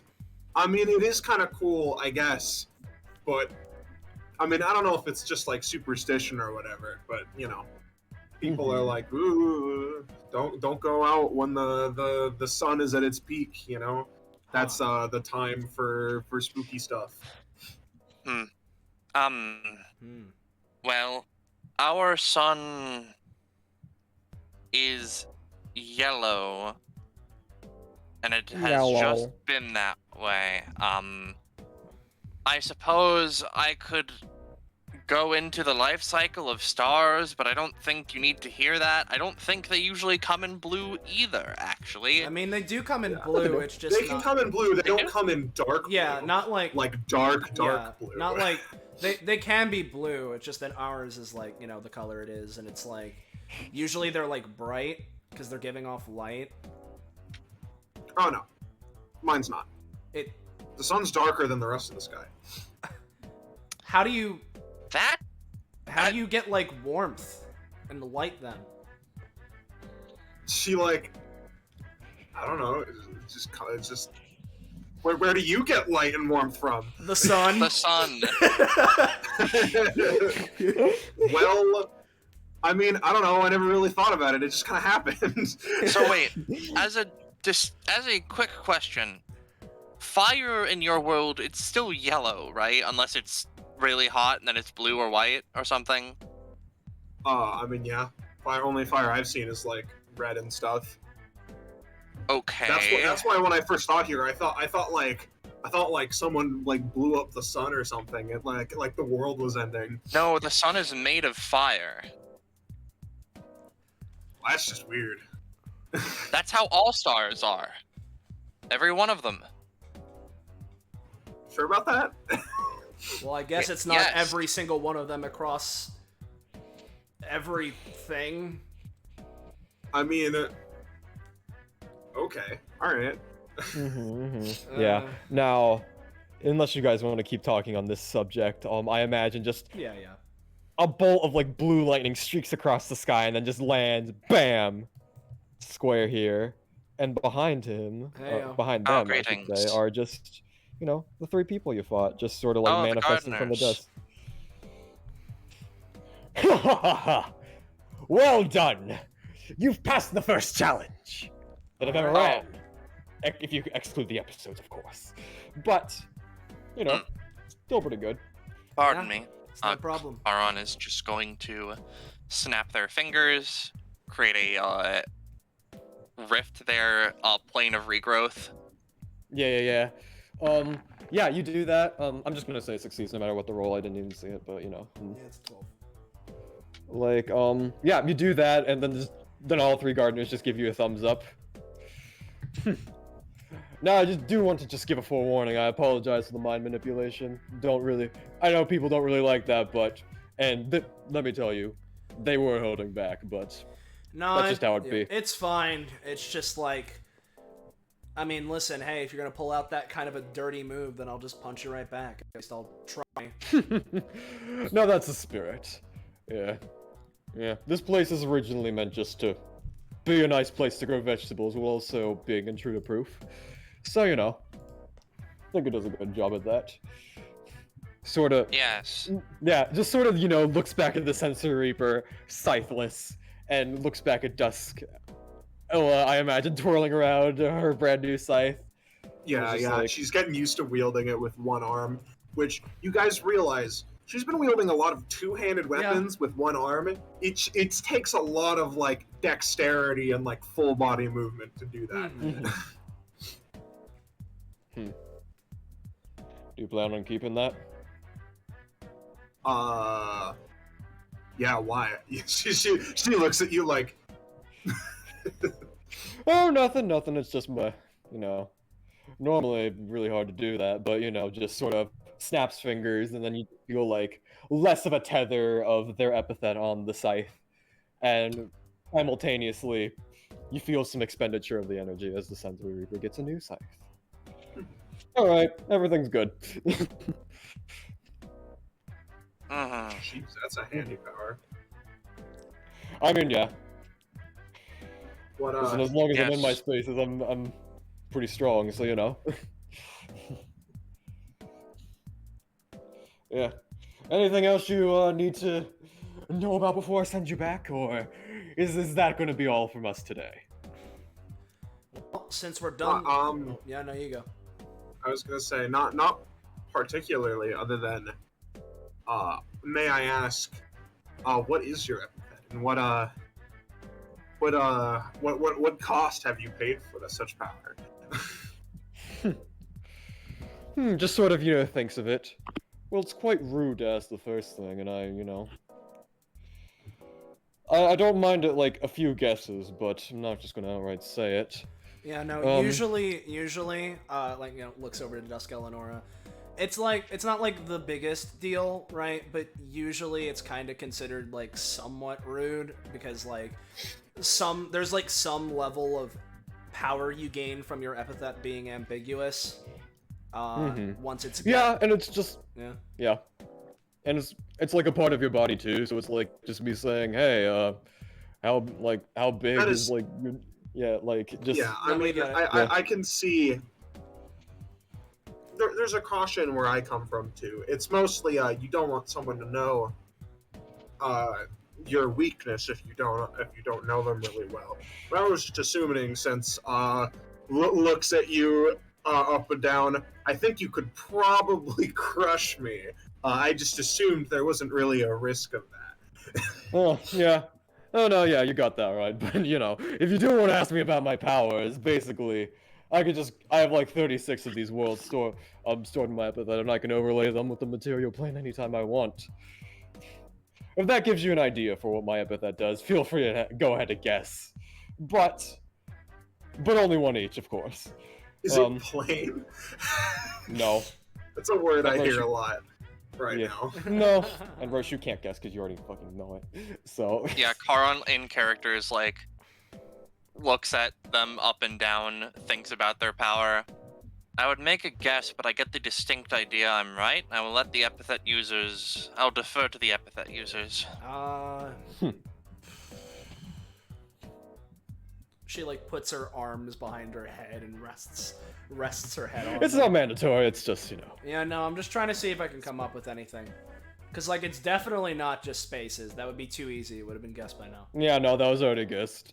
And I feel like territory probably was guessed. Did I guess territory? Like, in out of yours? No! Well, maybe. I don't even remember. Oh, but it's I don't. I'll double check because Ballast has a list. Yeah. I don't think I have. I wasn't sure because like it's got to be like something weird. Like I feel like there might be something specific to the fact that it's 36 of them. Like if there's like a. Specifically, no. Then you know I think what? you guessed overlay. Then you know what? Like territory. Nah. No. Okay. All right, that's it. So. Close to what I was thinking. But you did say what my weakness is. I mean, other than, I'm kinda, on my own if I'm not in my space. Practically nothing. I'm practically invincible. It's pretty great, isn't it? Eleanor seems a little confused by that statement. Like, okay, buddy. if you don't want to say it, that's fine. I imagine it's a thing in your world where epithets have costs. It's kind of the same here, but not quite that direct. Drastic. I was like, I mean, wait. Some people have them, some people don't. I guess if you could call expending energy a weakness, then yeah, everyone has that. But other than that, just shrugs. Epithets are kind of weird. They they follow their own rules a lot of the time. Some completely. Yeah, they're like weird magic curses that, like, you can do cool stuff, but they kind of fuck you up. In here, some of them are kind of like that, and then there are some that are just like, you can make bubble wrap or something. I don't know, and it doesn't really do any like bad. What? she's like, you guys have it so cushy. Sometimes, yeah. Yes, there are some people born with very powerful epithet drawbacks. It's not something I very much research. Either way, yeah. And I mean, epithets are, in my opinion, not overrated, but I feel like I've met way more people who have epithets than people who don't, and that feels strange because statistics say otherwise. Yeah, no, that's the weird thing with like DBA specifically. I can explain more of like the specific terms people are using later, but so that I don't like confuse you, Ella. Basically, this place, DBA specifically, the Destruction Bench Agreement's the acronym, and the places around it and the people involved, it sort of is like a weird magnet for exceptional things. Yes, and I mean, which is probably why you're here in the first place, at least to some regard. That's weird. Yeah. But Cyprus just gives off a twirl of their staff, and the three gardeners just kind of tip their respective things and then go away. As Cyprus, just kind of goes over to Ellen and is just like, yes, I said I'm invincible, but looks just unfurls sleeve, looks at like a watch. Okay, we're not on camera. I can say this. Not as long as you're not, just don't say this. I don't want people knowing. Just But since you asked so kindly and I trust you, as long as I'm not in my spaces, you have a much easier time beating me. But good luck ever finding me outside of those. As they kind of extend a hand. And also, welcome to our dimension. Hope you enjoy. All right, thanks. Yeah, no. Listen, man, I don't. As things are now, I don't have any reason to go against you. So, if anything, you're just kind of actively helping me. So. That's the idea. Yeah, I mean, listen, I'm a powerful class 3 individual who's, doubled up my epithet supremely, and I've achieved infinite power of sorts. Yeah. Not by, getting infinite power, but just no, that's like the part of your Bloodstone training thing, right? Yeah, I mean, the goal is to be able to learn anything with your epithet after class 3 instead of peaking. That whatever. Just sort of, just big complicated stuff. I don't think anyone confused Listen, with that. I'd be interested in going through that kind of a thing, but I have a feeling that your boss only offers that to specific people, and also it's kind of weird, right? That's a thing to ask him. Not my business. Well, if I ever see him, I will then. Yeah, I mean, he seemed pretty interested in golden nose shit too, so I mean, that's something for you two to talk about. Anyways. No problem, no problem. Yeah, just sort of, twirl staff again. We've been talking a lot. Well. Yes, I suppose, Charon checks one of their many watches. It's been some time. Eleonora, Rocco, would you rather call this a day here, or would you like to, I suppose, go out and experience nature or other things that this place has to offer? That's up to Eleonora. I mean, honestly, I'd like to go out and see what's going on out there. It sounds like how you guys have described it. Obviously, I mean no offense for your guys' problems, but this place seems kind of like almost like an idyllic vacation spot for me. So Yes. Well, At least this plane. Yeah, I'd like to be able to get in contact with my I'd like to be able to find a way. I mean, not necessarily my Echo. She can do whatever she wants. I'd like to get in contact with my map of my world again soon, but especially because I was gonna meet my brother before I got trapped out here, but yeah, no, I was waiting until we were done here. I was gonna ask if like family situation that was, but it's just me and my brother. We kind of do our own things, but try to make an effort to meet up, so we know that one of us isn't dead. right. Yeah. Sensible. But honestly, since it seems like that might be a bit, I feel a little bad, but I'm willing to spend some time just hanging out here. Yes. Charon seems to be a little bit confounded when you mentioned family situation. It was like, oh, I forgot that exists. Do you guys not have family? Are you guys just materialized? No. I certainly People have have family. families here. People have family. I have a odd situation. We don't need to get into it. I imagine Cyprus would like us out of their dimensions. So I'm just going to casually. Yeah, sure. Now let's just make this. Now, had a fun time, and I mean, if you ever want to come back, no. I would say at this point, just nah, because Cyprus wants to be flashy. As you open a rift and he's like, no, I want to do it this time. yeah. But I imagine you try to open it, but Cyprus is just kind of standing there, just and sort of twirls her staff, just well, I'll send you back where you came from, and sort of lifts their staff in the air, slams it on the ground. Exit! As a bright flash, and you all are returned. Alright. Now, what do you think of the first episode of Cyprus's Dimensional Gauntlet? It was fun. I enjoyed myself. Name pending. I had fun role-playing. Yeah. Yeah.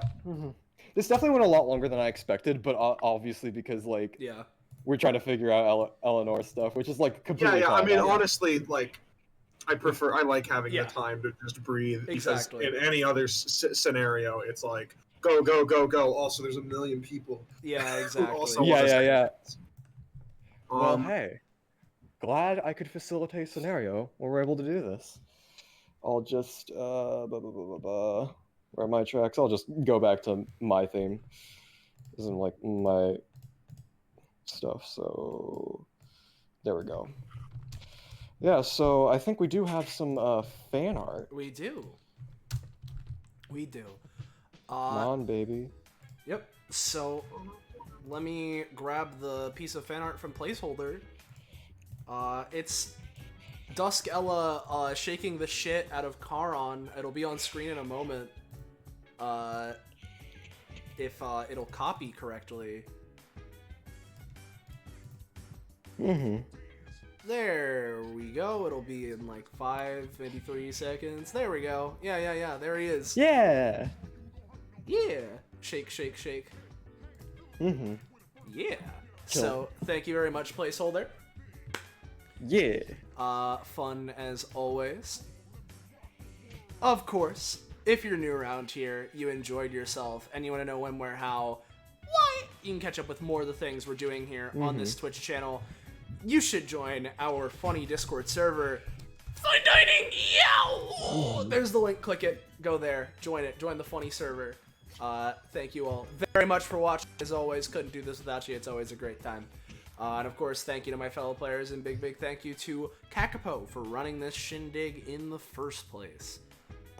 You're welcome. I like impulsively starting up new series because I've had ideas. Yeah. It's yeah. So see how this one goes. So thank you all very much. It's a great time as always. And for now, one last thank you. Good night, and say goodbye to chat, everybody. Bye bye.